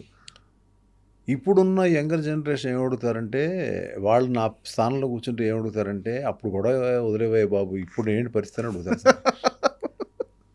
అయిపోయింది, తీసేసుకున్నాం. మళ్ళీ దాని గురించి గొప్పలు, దాని గురించి ఏదో సరదాగా కొంత జనం ఇంట్రెస్ట్గా ఫీల్ అవుతారు. నువ్వు బ్యాక్ స్టోరీస్ కొన్ని, కొంతమంది హీరోలు ఎలా అయ్యారు, కొంతమంది ఎలా జరిగింది, వాళ్ళకి నాకు మంచి సంభాషణ జరిగింది అనే ఒక ఇంట్రెస్ట్, వాళ్ళ ఫేవరెట్ హీరోస్ కాబట్టి కొంచెం ఇంట్రెస్ట్ ఉంటుంది. కానీ ఎంఎస్ రాజు ఫిల్మ్ఫేర్ 3 తీసుకున్నాడు, ఇవన్నీ కూడా వాట్ నెక్స్ట్, నువ్వేం ఇప్పుడు ఏంటి, ఇప్పుడు అగదాకా వస్తుందా లేదో చెప్పు అని అంటారు. సో అది అయిపోయింది, హిస్టరీ అయిపోయింది. బట్ మీరు ఆ జనరేషన్ కూడా ఒక టీజర్తో కట్టిపడేశారు కదా. ఇప్పుడు అగదా టీజర్ని ఎంతమంది సోషల్ మీడియా షేర్ చేస్తున్నారంటే, సో వాళ్ళకి ఏంది, ఇప్పుడున్న జనరేషన్ ప్రకారం ఆ షార్ట్స్ నచ్చుతున్నాయి, ఆ థీమ్ నచ్చుతుంది. సో ఈవెన్ జంజీలు కూడా ఆ టీజర్కి బాగా కనెక్ట్ అయిపోయారు, ఫస్ట్ పోస్టర్కే కనెక్ట్ అయ్యారు. సో వాళ్ళని కూడా మీరు పట్టేశారు కదా. పట్టాల్సిన అవసరం ఉందండి. అది పట్టాల్సిన సినిమాలో విషయం ఉంటేనే కదా అక్కడ వస్తుంది సార్. అంటే అగదా విషయానికి వస్తే సార్, ఇప్పుడు యాక్చువల్గా ఇలాంటి ఓ సబ్జెక్ట్కి కాన్ఫ్లిక్ట్ పాయింట్ అని ఒకటి ఉంటుంది అనమాట. సో చుట్టూ ఎన్ని లేయర్స్ ఉన్నా సార్, ఇప్పుడు ఉదాహరణకు అరుంధతి తీసుకుందాం, మన దేవినే తీసుకుందాం, చుట్టూ ఎంత ఉన్నా ఆ ఎమోషన్ని రివీల్ చేసే ఒక మెయిన్ పాయింట్ ఉంటుంది కదా. సో అది చాలా జాగ్రత్తగా ప్రజెంట్ చేయగలిగితేనే ఆ సినిమా ఆడియన్స్కి రీచ్ అవుద్ది. సో అగదా విషయంలో మీరు ఎలాంటి జాగ్రత్త తీసుకున్నారో ఆ సోల్ పాయింట్కి? సార్ ఒకటి ఏంటంటే సార్, అసలు ఈ అగదా గురించి దాని కోర్ పాయింట్, దాని క్లాష్ ఏంటి, దాని ప్రాబ్లం ఏంటి అనేది నేను ఇప్పుడు చెప్పనండి. ఓకే, చెప్పను. కానీ చాలా డెలికేట్ అండి. ఈ పాయింట్ని డీల్ చేయడం delicate and what you call complicated, very complicated. చచ్చిపోయామండి, అంటే బుర్ర పేలిపోయింది. It was not easy. మన అంటే అనుకుంటాం కానీ బయట నుంచి చూస్తుంటే చాలామంది పెద్ద డైరెక్టర్లు, చిన్న డైరెక్టర్లు అవ్వచ్చు, ఏదో రిలీజ్కి వస్తుందా లేదా, లేదంటే వెళ్ళి చూద్దాము ఏంటో, చూసిన తర్వాత బాగాలేదని చెప్పేద్దాం, బాగుందని చెప్పేద్దాం అనుకునే వాళ్ళు ఉంటారు కదండి. దాని వెనకాతల ఎంత అంతర్మదనం ఉంటుంది. ఒక డైరెక్టర్కి, రైటర్కి, వీళ్ళందరికీ కూడా టీంలో స్టోరీలో ఇన్వాల్వ్ అయిన, స్క్రీన్ ప్లేలో ఇన్వాల్వ్ అయిన వాళ్ళు, యంగ్స్టర్స్ కానీ, పెద్దోళ్ళు కానీ, పెద్ద డైరెక్టర్ కానీ, అది వర్ణనాతీతం అండి. వాళ్ళు కూర్చున్న తీరు, వాళ్ళు కాసేపు కూర్చుంటారు, వాళ్ళు బుర్ర పేలిపోద్ది, అక్కడి నుంచి వెళ్తారు, బయటికి వెళ్తారు, టీకి వెళ్తారు, కాసేపు కారులో తిరుగుతారు, వస్తారు. వాళ్ళు చేసేది ఇప్పుడున్న యంగ్స్టర్స్ టీమ్స్ కానీ, సీనియర్ టీమ్స్ కానీ, వాళ్ళకి దండం అండి నిజంగా. ఎందుకంటే ఆ బాధని నేను కొన్ని ఇయర్స్గా పడుతున్నానండి. అది బయటకు వచ్చినప్పుడు ఓకే, ఎంఎస్ రాజు సినిమా వస్తుంది, ఏది అప్పటికాలంలో చెప్తానండి, వెళ్దాం థియేటర్కి, ఎంజాయ్ చేద్దాం అని మూడు తప్ప ఈ లోపల అంతర్భాగంలో జరిగే అంతర్మదనం ఉంచండి ఎవ్వరికీ తెలియదండి. అప్పుడు కాలం నుంచి కూడా, పాతకాలం ఎన్టీఆర్, కేవీ రెడ్డి గారి కాలం నుంచి. మీ లైఫ్లో అలాంటి ఒక పెయిన్ఫుల్ ఇన్సిడెంట్ గురించి చెప్పండి. సినిమా కోసం ఆలోచించి మదన పడిపోతూ జరిగిన ఒక చిన్న ఇన్సిడెంట్ ఏదైనా? చాలా ఉన్నాయండి. ఏదైనా ఒకటి చెప్పండి. చాలా ఉన్నాయి. దానికి మళ్ళీ చెప్పాను కదా, part 1, part 2, part 3, part 4. Just ఆ పెయిన్ తెలియడానికి సార్. లేదండి, ఒక నిద్రలేని రాత్రి చెప్పుకోకూడదండి. ఒక నిద్రలేని రాత్రి వద్దండి. అవన్నీ మనం బయట చెప్పుకోకూడదు. అవన్నీ మనలో ఉంచుకుంటాను బెటర్ అండి. కానీ ఆ పెయిన్కి పడుతున్న వాళ్ళందరూ కూడా, ఇవాళన్న టీమ్స్ అన్నీ కూడా సార్ హ్యాట్స్ ఆఫ్ అండి. వాళ్ళు ఒక్కొక్కళ్ళు సినిమా పిచ్చి, ఆ సినిమాని లెగ్గొట్టాలి, వాళ్ళు సినిమాలు డైరెక్టర్లు అవ్వాలి, అది ఇది ఇంప్రెస్ చేయాలి, మా డైరెక్టర్ని ఇంప్రెస్ చేయాలి కాదండి. ఆ సినిమా మీద పడుతున్న వాళ్ళ సినిమా ఒక్క డైలాగ్ ఇస్తే కూడా ఆ డైరెక్టర్ తీసుకుంటాడేమో ఇచ్చే చాలామంది యంగ్స్టర్స్, హ్యాట్స్ ఆఫ్ అండి వాళ్ళందరికీ. సార్ యాక్చువల్గా మీ విషయానికి వస్తే నేను ఇంటర్వ్యూ ముందే అడిగాను. నాన్నగారు చిరంజీవి గారితో ఆ రోజుల్లోనే 2 సినిమాలు చేశారు. మీ ఫ్యామిలీ చిరంజీవి గారి ఫ్యామిలీ చాలా క్లోజ్, మంచి రిలేషన్ ఉంది. అయితే మీరెప్పుడు ఆయనతో ఒక పెద్ద మూవీ ప్లాన్ చేయాలి ఇలాంటి ఆలోచన ఎందుకు చేయలేదు? అది అంటే అనుకున్నామండి. ఆయనే ఒక బర్త్‌డే రోజు, పార్టీ రోజుని అన్నారు. మనం ఒక మంచి ప్లాన్ చేద్దామమ్మా అన్నారు. హ్మ్. తర్వాత అదేదో కథ దొరకలేదు మాకు. తర్వాత ఇంకో స్టేజ్‌లో రామ్ చరణ్‌ని ఇంట్రొడ్యూస్ చేద్దామమ్మా అన్నారు. ఓకే. అన్నారు. అంటే కూడా ఆయన కూడా దాన్ని ఏదో పట్టుకున్నాం కథని అది ఇది అనుకున్నాం కానీ మళ్ళీ ఆయనకెళ్ళి చెప్పాను. సార్ నాకు రావట్లేదండి. ఆ టైంలో ఏదో ఫిల్మ్స్ జరుగుతున్నాయండి. 'నువ్వొస్తా వద్దంట' తర్వాత అనుకుంటా. హ్మ్.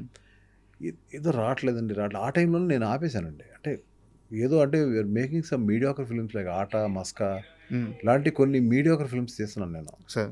అందుకని ఆపేశాను. వద్దు ఇది కాదు వద్దు. మళ్ళీ ఏదో మన యాటిట్యూడు మన తాలూకు సినిమాని చూస్తున్న విధానం, అప్డేట్ అయ్యే విధానం అన్నీ కూడా ఇది కరెక్ట్‌గా లేదు. ఫార్ములా రెగ్యులర్ కమర్షియల్ ఫిల్మ్స్‌కి వెళ్ళిపోతున్నాను నేను. మీరనింది కరెక్ట్. ఆ ఫేజ్‌లో మీ లైఫ్‌లో ఏదో జరిగింది.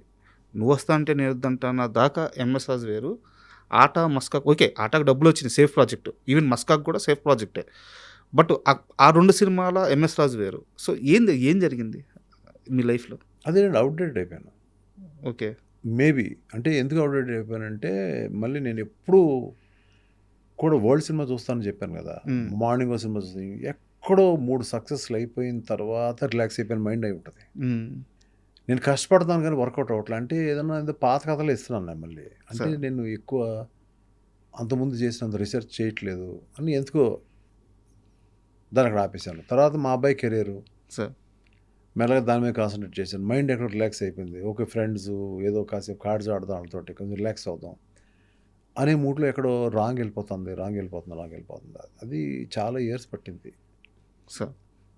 అది మేబీ చాలా మందికి ఉంటుందేమో. క్రియేటర్స్‌కి కామన్ సార్. ఉంటుందండి. అవును. ఉంటుందండి. But I have taken lot of years మళ్ళీ 'డర్టీ హరి' తోటి మళ్ళీ we have to come back.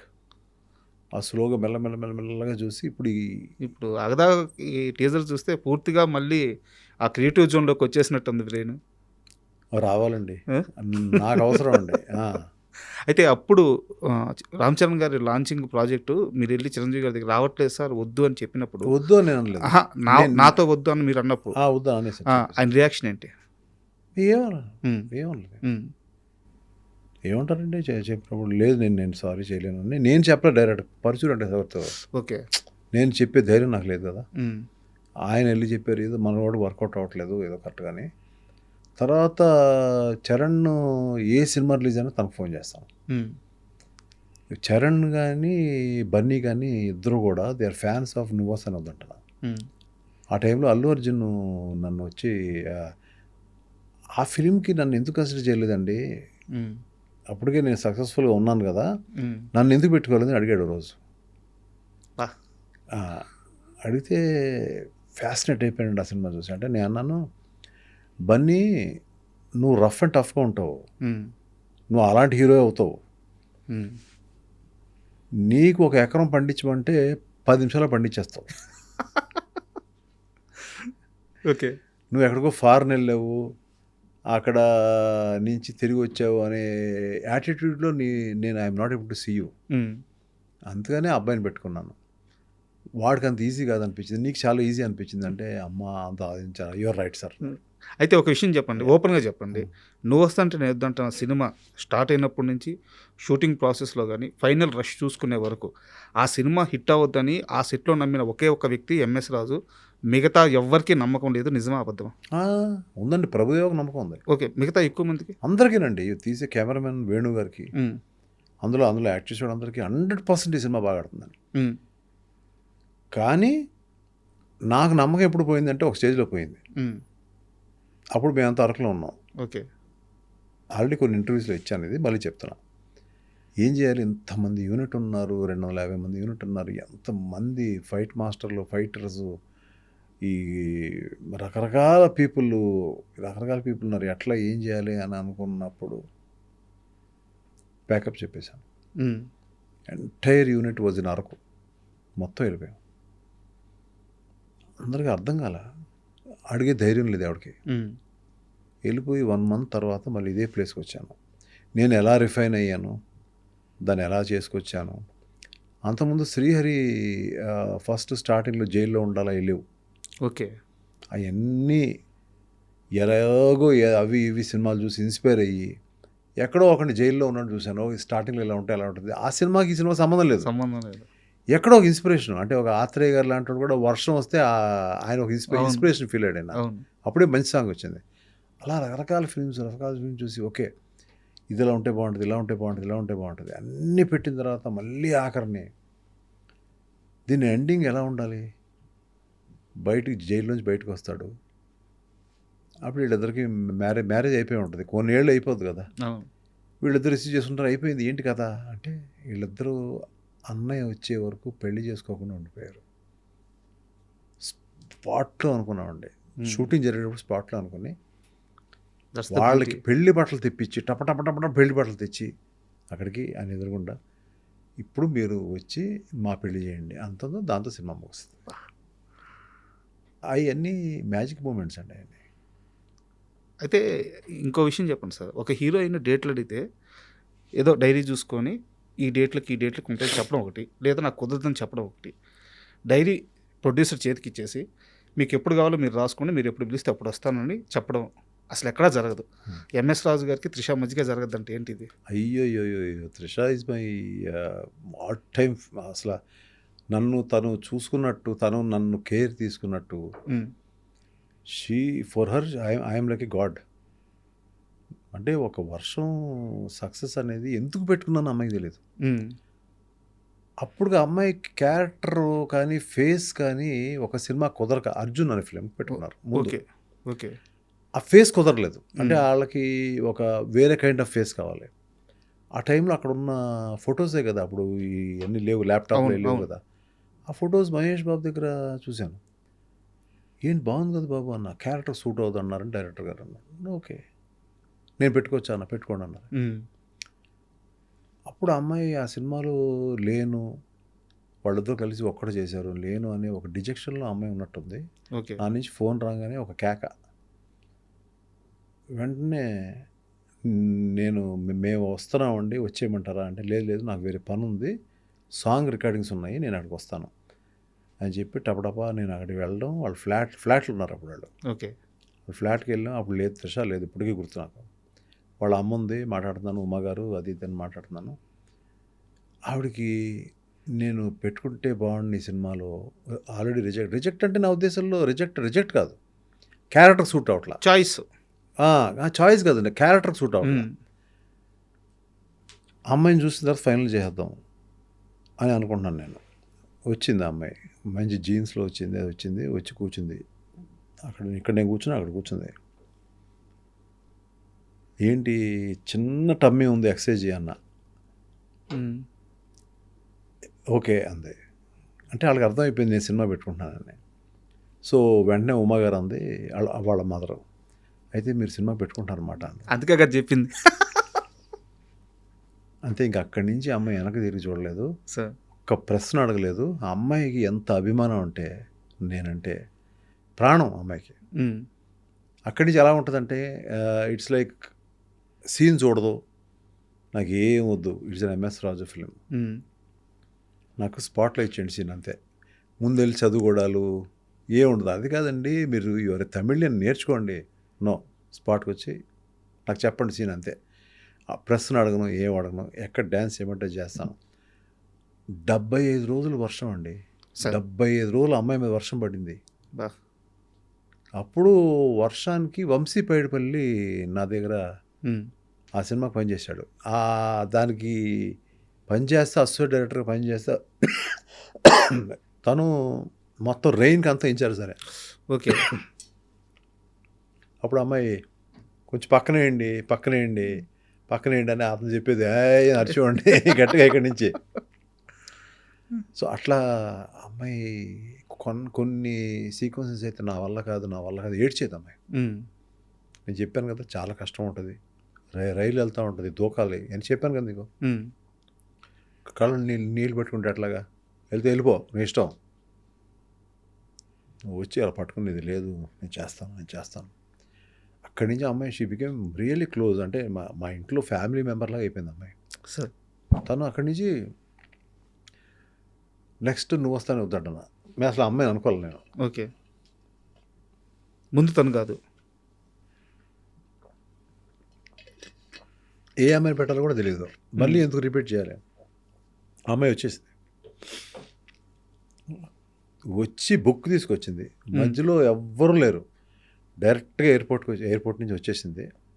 ఏంటి వస్తున్నావు ఏంటి, ఏం పని ఉందా, వేరే పని ఉందని చెప్పింది. ఇదే డైరెక్ట్గా మా ఇంటికి వచ్చింది, భోజనం చేసింది.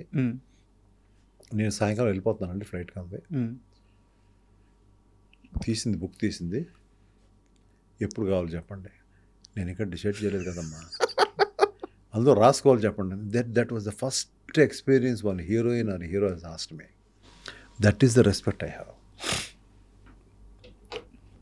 రాత్రి 3 గంటలకి మీరు ఫోన్ చేసి ఎవరితో మాట్లాడడానికి మీరు కంఫర్ట్గా ఫీల్ అవుతారు అని ఒక ఇంగ్లీష్ పత్రిక అడిగితే ఓన్లీ ఎంఎస్ రాజన్ ఇచ్చింది అమ్మాయి.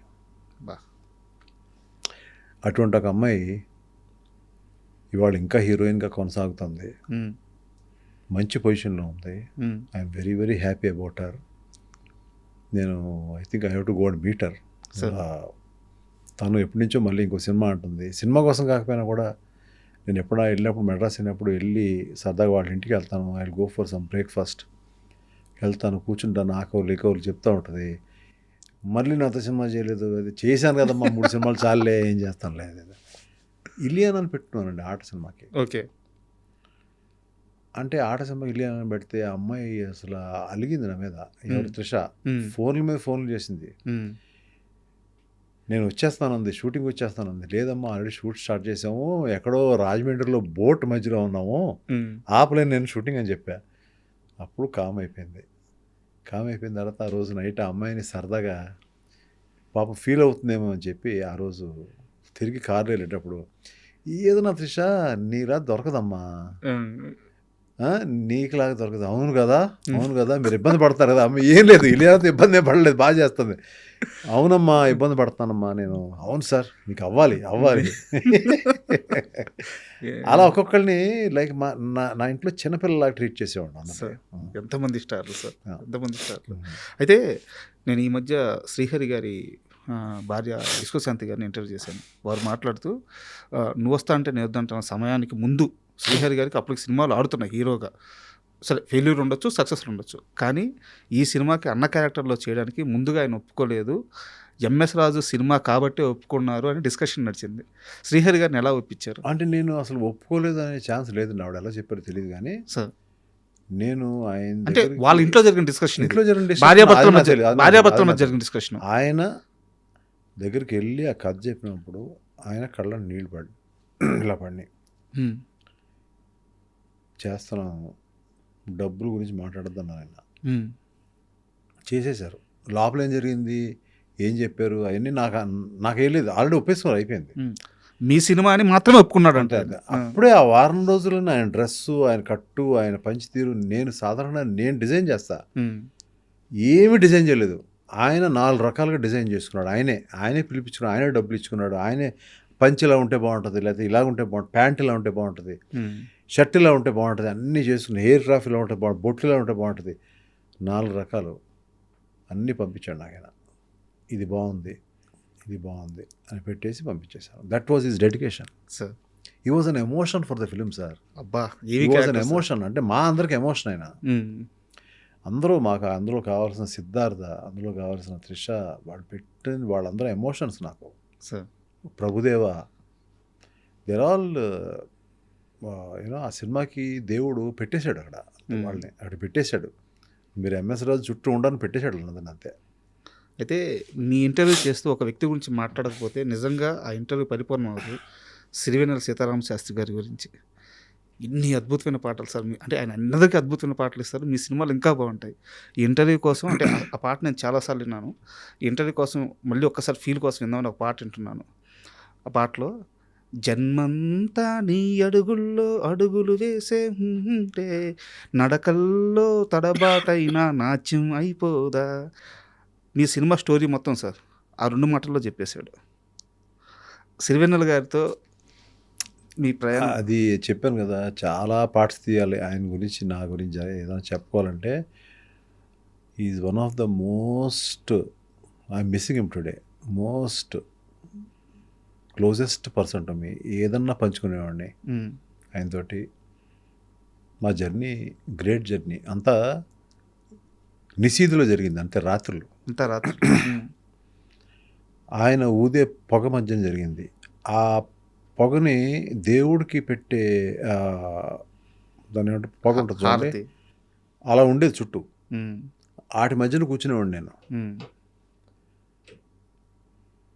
ఎన్నో పంచుకున్నాం.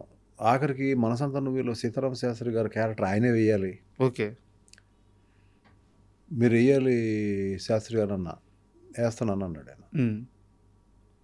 దానికి ఆ సీన్లో ఆయన ఇచ్చిన కాంట్రిబ్యూషను బ్యూటిఫుల్, అదిరిపోద్ది. Not as an actor. అవును. పర్చూరి వెంకటేశ్వర గారితో పాటు డైలాగ్ ఇచ్చాడు ఆయన. ఉమ్. ఎందుకంటే యాక్ట్ చేస్తా మేము ఇప్పటికీ గుర్తు నాకు. ఆ స్టేజ్ వెనక్కి వెళ్ళి నేను పరచూరి వెంకటేశ్వర గారు శాస్త్రి గారు, that was the first time ఆ ఇద్దరు లెజెండ్స్తో నేను కూర్చుని ఆ సీన్ రాయించుకుని తీరు రాయడం, వేడివేడిగా చిన్న బిట్ రాయడం, అక్కడ తీసుకెళ్ళడం, అక్కడ తీయించడం, ఉమ్. మళ్ళీ రావడం, తీయించడం, ఆ సీన్ అట్లా జరిగింది. సో నేను ఆ సినిమాలో ఉన్న చాలా కీలకమైన థింగ్స్లో కాంప్లికేటెడ్ సీన్ని ఫస్ట్ ఒప్పుకునేది నా వైఫ్ అయితే, సెకండ్ ఒప్పుకున్నది ఆయనే. ఉమ్. దాని తర్వాత అందరితో ఒప్పించాను ఆ సీన్ని. ఏం సీన్ సార్ అది? బీచ్ సీన్ అండి.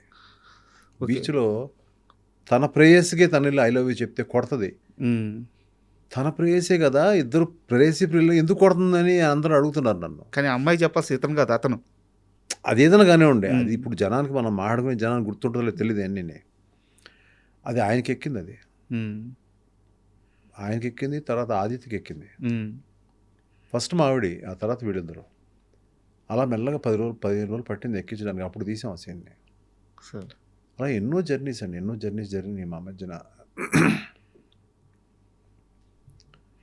అంటే ఏది గుర్తుపెట్టుకోవాలో మాకే తెలీదు. చాలా జర్నీస్. పరుచూరి వెంకటేశ్వర గారితో దెబ్బలాట్లు జరిగాయి. ఉమ్.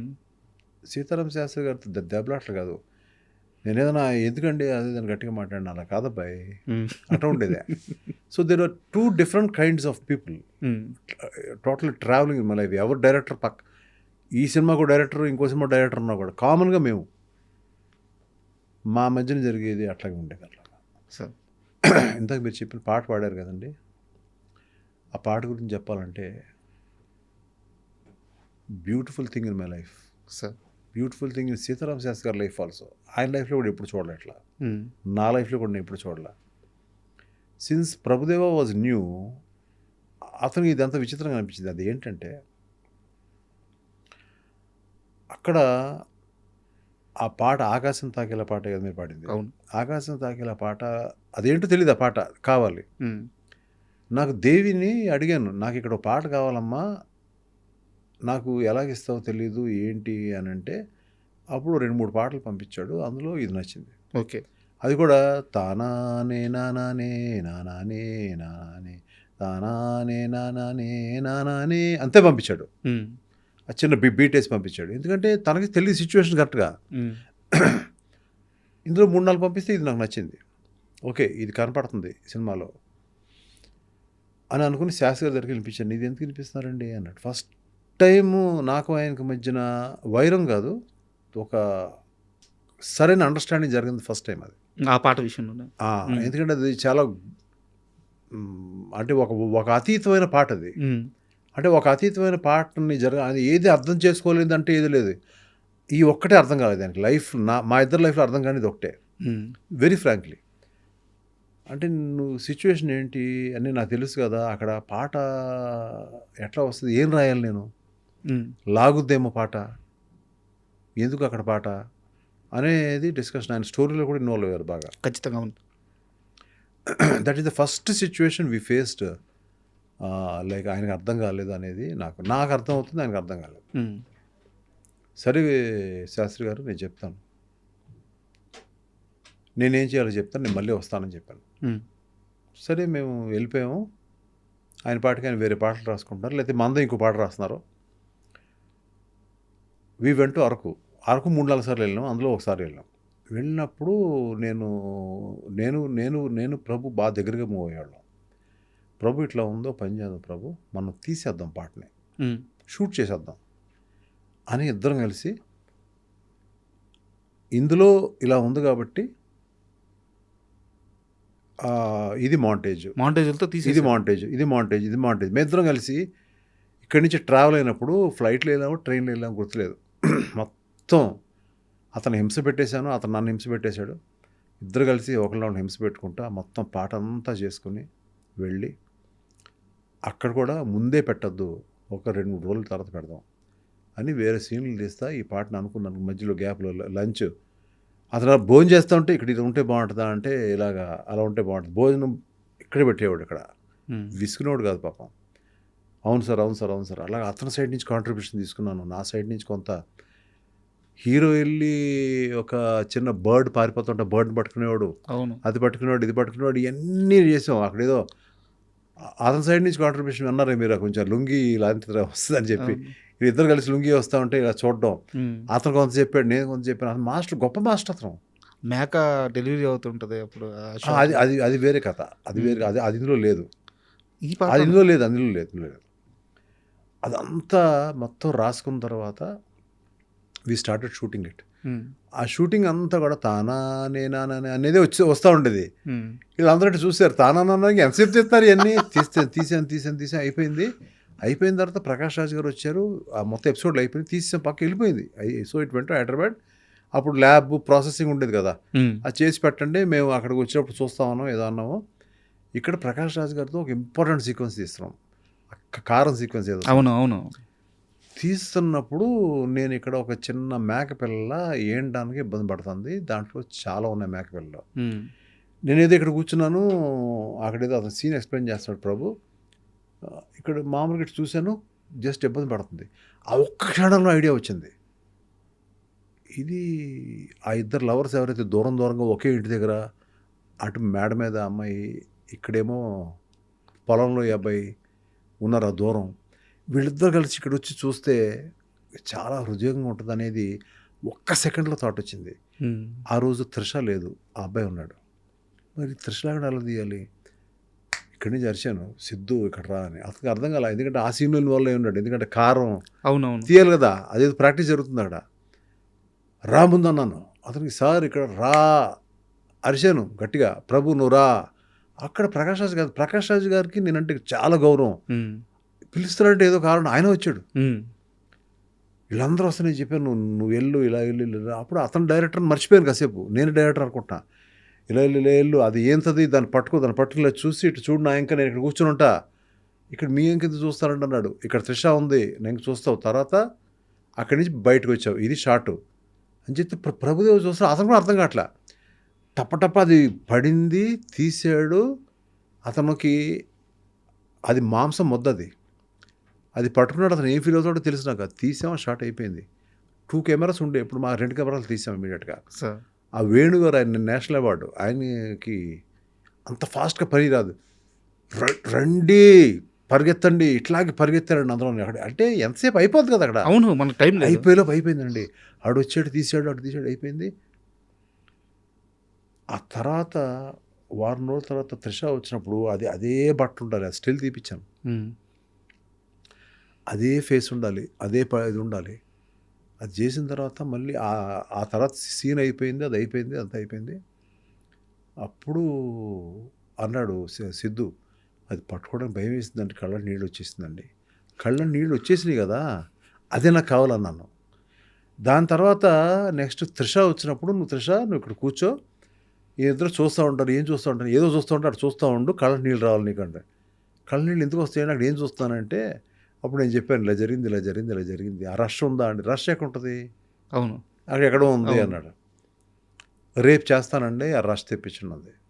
ఫస్ట్ టైము ఆ అమ్మాయి అడిగింది, మీరు ఏముంటుంది చేస్తాను, అక్కడ ఈ స్పాట్ మీరు ఏం చెప్తారు చేస్తాను, దాన్ని నువ్వు ఎందుకు అడుగుతున్నాను అన్నాను. కాదు చూడాలంది. మంకుపట్టు పెట్టింది ఆ రోజు. హడావుడి చేసి అక్కడి నుంచి ఒక మనిషిని తెప్పించి అది రెడీ చేసి తీసుకొచ్చి ఇక్కడ పెట్టి, అదేదో మొత్తానికి ఏ ఫార్మాట్లో చూపించాను నాకు గుర్తు. అమ్మాయికి చూపించిన తర్వాత, అమ్మాయి చూసిన తర్వాత అమ్మాయి చేసింది అక్కడ. అప్పుడు డెప్త్ అర్థమై ఉంటుంది. లేదంటే అమ్మాయికి ఎలా అర్థం అవుద్ది? అమ్మాయి నేర్చుకుంది, యాక్టింగ్ నేర్చుకుంది. నువ్వు వస్తే అవుతుంటాలో అమ్మాయి యాక్టింగ్ నేర్చుకుని యాక్ట్రస్సే. ఆ డెప్త్ నేర్చుకుంది అమ్మాయి. అది చేసింది అమ్మాయి. అది మొత్తం ఒకే సీన్ లాగా ఉంటుంది, కానీ తీసింది వేరు వేరు. చాలామంది తెలియదు అది. స్పాట్ డిసిషన్ అంటారు కదండి. ఇటువంటి ఎన్నో జర్నీ సినిమాలు, ఆ సినిమా కాదు చాలా ఫిల్మ్స్లో. అసలు మీరు చెప్తుంటే సో ఈ ఫుటేజ్ అంతా తీసుకెళ్ళి ఆ రెండు కలిపేటప్పుడు ఒకేలాగా ఉంది. శాస్త్రి గారికి ఇచ్చారు ఇదంతా తీసుకెళ్ళి. సారీ చెప్పడం, ఇదంతా తీసుకెళ్ళి ఎడిట్ చేసి ఒక రఫ్ ఎడిట్ చేసి తానానే అనేది లూప్ చేసి దాన్ని మొత్తం ఒక 3 నిమిషాల పాటు చేసేదాన్ని.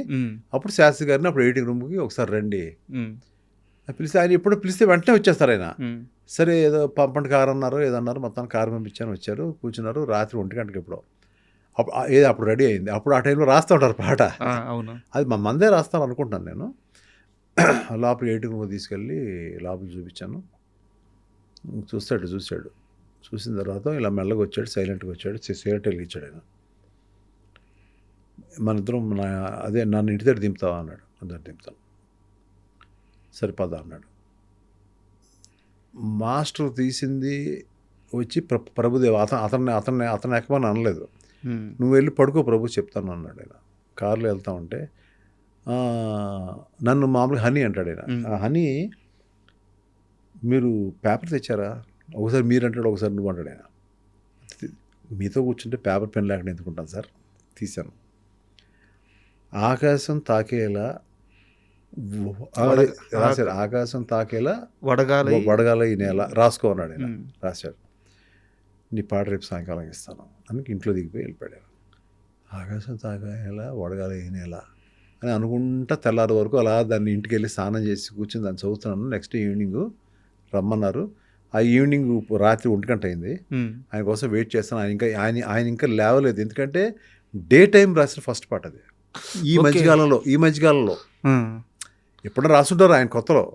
ఎప్పుడు రాత్రి రాసి ఆయన డే టైం రాశాడు ఆయన. హంట్ చేసింది అది హాంట్ చేసింది. అది వెంటనే ఎక్కడ దాన్ని వదిలేస్తానని చెప్పి నేను వచ్చేటప్పటికి రాత్రి 1 గంట ఎప్పుడు ఆయన మెల్లగా దిగి వచ్చి కూర్చొని, నేను చాలా పేషెన్స్గా కూర్చునేవాడిని. కూర్చుంటే వచ్చేరాగానే ఇదిగో అబ్బాయి పాట పాడతానని చెప్పి పాట ఒకసారి విని ఆ ట్యూను ఇది పాడి మొత్తం వినిపించాడు ఆయన. ఒకటే టేక్ అంటే ఒకే చేంజెస్ లేవు. అంటే చేంజెస్ ఎలా ఉంటాయంటే ఒక్కోసారి మేము ఎదురే కూర్చుంటాం, ఇంకెవరు ఉంటాం. ఒక పాట లంగా ఓణి అని రాశారు ఆయన. తన లంగా ఓణి అని పాడతారు ఆయన. లంగా ఓణి అక్కడ బాగాలేదు. లంగా ఓణి బాగుందని సార్, అక్కడ లంగా ఓణి బాగుంటాయి, నేమ్ బాగుంది వినడానికి, నేను చూశాను ఇందాక మీరు రాస్తూ ఉంటే. కొట్టుకుంటాడు 1-2 గంటలు కొట్టుకుంటాడు ఆయన. సార్ లంగా ఓణి ముందు తెస్తే ఎలా ఉంటుంది నాకు చూశాడు ఆయన. పట్మని ఆ సిగరెట్ తీసి ఇంకో సిగరెట్ వెలిగించి లంగా ఓణి నేటితో అయిపోయింది. ఒక చిన్న కెలుకుడు, అంత మా ఇద్దరి మధ్యన అంత ర్యాపోర్ట్ ఉండేది. I really miss him. What great people I worked with. Kota Ramakrishna garu, Paruchuri Venkateswara గారు, శాస్త్రి గారు. ఐ కెనాట్, అంటే చాలామంది మ్యూజిక్ డైరెక్టర్లు ఉన్నారు, పేరు నేను చెప్పలేను, కానీ ఒకటి పేరు చెప్తే ఒకటి కాకపోతే నాకంటే ఆడెక్కువ. మీరు ఎంతమంది పేరు లిజెండ్స్, వీళ్ళ పేరు చెప్పినా ఎవరు కూడా అంటే ఇదేవారు. ఇప్పుడు మ్యూజిక్ డైరెక్టర్లు ఉన్నారు, మీరు ఎంతమంది పేర్లు చెప్పినా దేవి అయితే మీ ఇంట్లో బిడ్డే. అది ఒక తండ్రి బిడ్డ మధ్య ఉండే, గురువు శిష్యుల మధ్య ఉండే అనుబంధం. అది నిన్నే నాకు ఇచ్చాడు ఒక ట్వీట్. నాది టీజర్ పెట్టి ఈ సినిమా నాకు చాలా నచ్చింది అని చెప్పి ఎంఎస్ రాజు గారికి ఈ సినిమా పెద్ద హిట్ అవ్వాలని ఇచ్చాడు ట్వీట్. నిన్న అడిగారా మీరు? నేను అడగలేదు, అతనే ఇచ్చాడు. అంటే నా టీజర్ కూడా పెట్టాడు అందులో. బాధ్యత నాకు చాలా ఇంట్రెస్టింగ్ అనిపించింది. అతను పెట్టి వల్ల మరి అడ్వాంటేజ్ ఉంటుంది నాకు. అతని ఫాలోవర్స్ చాలా మంది ఉంటారు కదా. సో ఇప్పటి వరకు నేను ఫాలో అవ్వకుండా 4 మిలియన్ వచ్చింది ఇప్పటికి. సో ఇంకా వెళ్ళాలి, ఇంకా వెళ్తుంది. నా నెక్స్ట్ ట్రైలర్ రిలీజ్ లోపు ఎంత వెళ్తుంది అనేది చూద్దాం. అదే తెలిసి సార్ ఒక అద్భుతమైన ఇంటర్వ్యూ చేసాము, చాలా మనస్ఫూర్తిగా నచ్చింది. అయితే నా చివరి ప్రశ్న, అగదా మూవీ ఎంఎస్ రాజుకి ఇంత కెరీర్ చూసి ఇంత సక్సెస్ చూసిన ఎంఎస్ రాజుకి కొత్తగా ఏమి ఇవ్వబోతుంది, ఏమి నమ్ముతున్నారు? కొత్తగా అని కాదండి, ఇది నాకు కొత్త సినిమా అనిపిస్తుంది, ఫస్ట్ సినిమా అనిపిస్తుంది. ఏ సినిమా ట్రీట్ చేశాను కానీ ఇది మరీ నాకు ముఖ్యం అండి. ఇది సెకండ్ ఇన్నింగ్స్ అనుకోవచ్చా? సెకండ్ ఇన్నింగ్స్ కాదు, సెకండ్ థర్డ్ ఇన్నింగ్స్ చాలా అయిపోయినాయి, పడ్డాలు ఏడో చాలా అయిపోయినాయి. ఇది ఇన్నింగ్ అనేది పక్కన పెడితే ఈ సినిమా నాకు ఇంపార్టెంట్. ఆ దిశగానే పనిచేశాను నేను. రిలీజ్ కష్టాలన్నీ రిలీజ్ కష్టం ఏం లేదండి, అంతా క్లియర్గా ఉన్నారు. So really thanks to my sister. నేను మళ్ళీ పేరు చెప్తున్నాను అనుకోదండి. ఈ సినిమాలో నన్ను నేనున్నాను అన్నా, నీకు ఎంత పెట్టమంటావు చెప్పు, నేను పెడతాను అని చెప్పిన మా విశాలక్ష్మి గారుకి మనస్ఫూర్తిగా ఈ ఎంతోమంది నాకు రుణం తీర్చుకోలేనని, నాకు మహేష్ లాంటి హీరోలు కూడా అన్నారు కానీ ఆవిడ రుణం నేనైతే తీర్చుకోలేను సార్. నేను చెప్పాను ఇది ఒక ఆల్రెడీ స్టేజ్ మీద చెప్పాను, ఇది ఒక డ్రీమ్ అని. చాలా డ్రీమ్స్ ఉన్నాయి, ఇది ఒక డ్రీమ్. ఈ డ్రీమ్ చాలా ఇంపార్టెంట్ నాకు. ఈ డ్రీమ్ని సెల్యులాయిడ్ మీద పెట్టడానికి మెయిన్ రీజన్ ఆవిడే. So it's lot of thanks. So అంతా వెయిటింగ్. మళ్ళీ మా ప్రయాణం మళ్ళీ ఉంది, అది అన్ని తర్వాత మీకు అన్ని తెలుస్తాయి త్వరలో. సో సినిమా రిలీజ్ డేట్ త్వరగా అనౌన్స్ చేయండి, త్వరగా రిలీజ్ చేయండి, మేము అందరూ వెయిట్ చేస్తున్నాము. All the best sir. Thank you so much అండి. And for more videos, Hi guys, this is Riddhi Kumar here. Please subscribe to iDream channel. Subscribe to iDream Media. Please subscribe to iDream. Please subscribe to iDream. Please subscribe iDream. And please subscribe to iDream. For more videos, subscribe to iDream. please like, share and subscribe to the channel. Congratulations, iDream. Subscribe to iDream. Subscribe to iDream. So subscribe to iDream Media. iDream ki iDream team andarki huge congratulations. Please subscribe iDream Media. Please subscribe to iDream. Subscribe iDream. Please subscribe to iDream. iDream అంటే నా కళల channel subscribe చేసుకున్న నోరు తిరుగుతలేదు, మీరైతే గంట గుర్తు కొట్టండి. For more such videos, please subscribe to iDream. Subscribe to iDream. Please subscribe to iDream. Please subscribe iDream Media. Please do subscribe to iDream. Please subscribe to iDream Media. For best entertainment and information, please subscribe iDream. And don't forget to subscribe to iDream.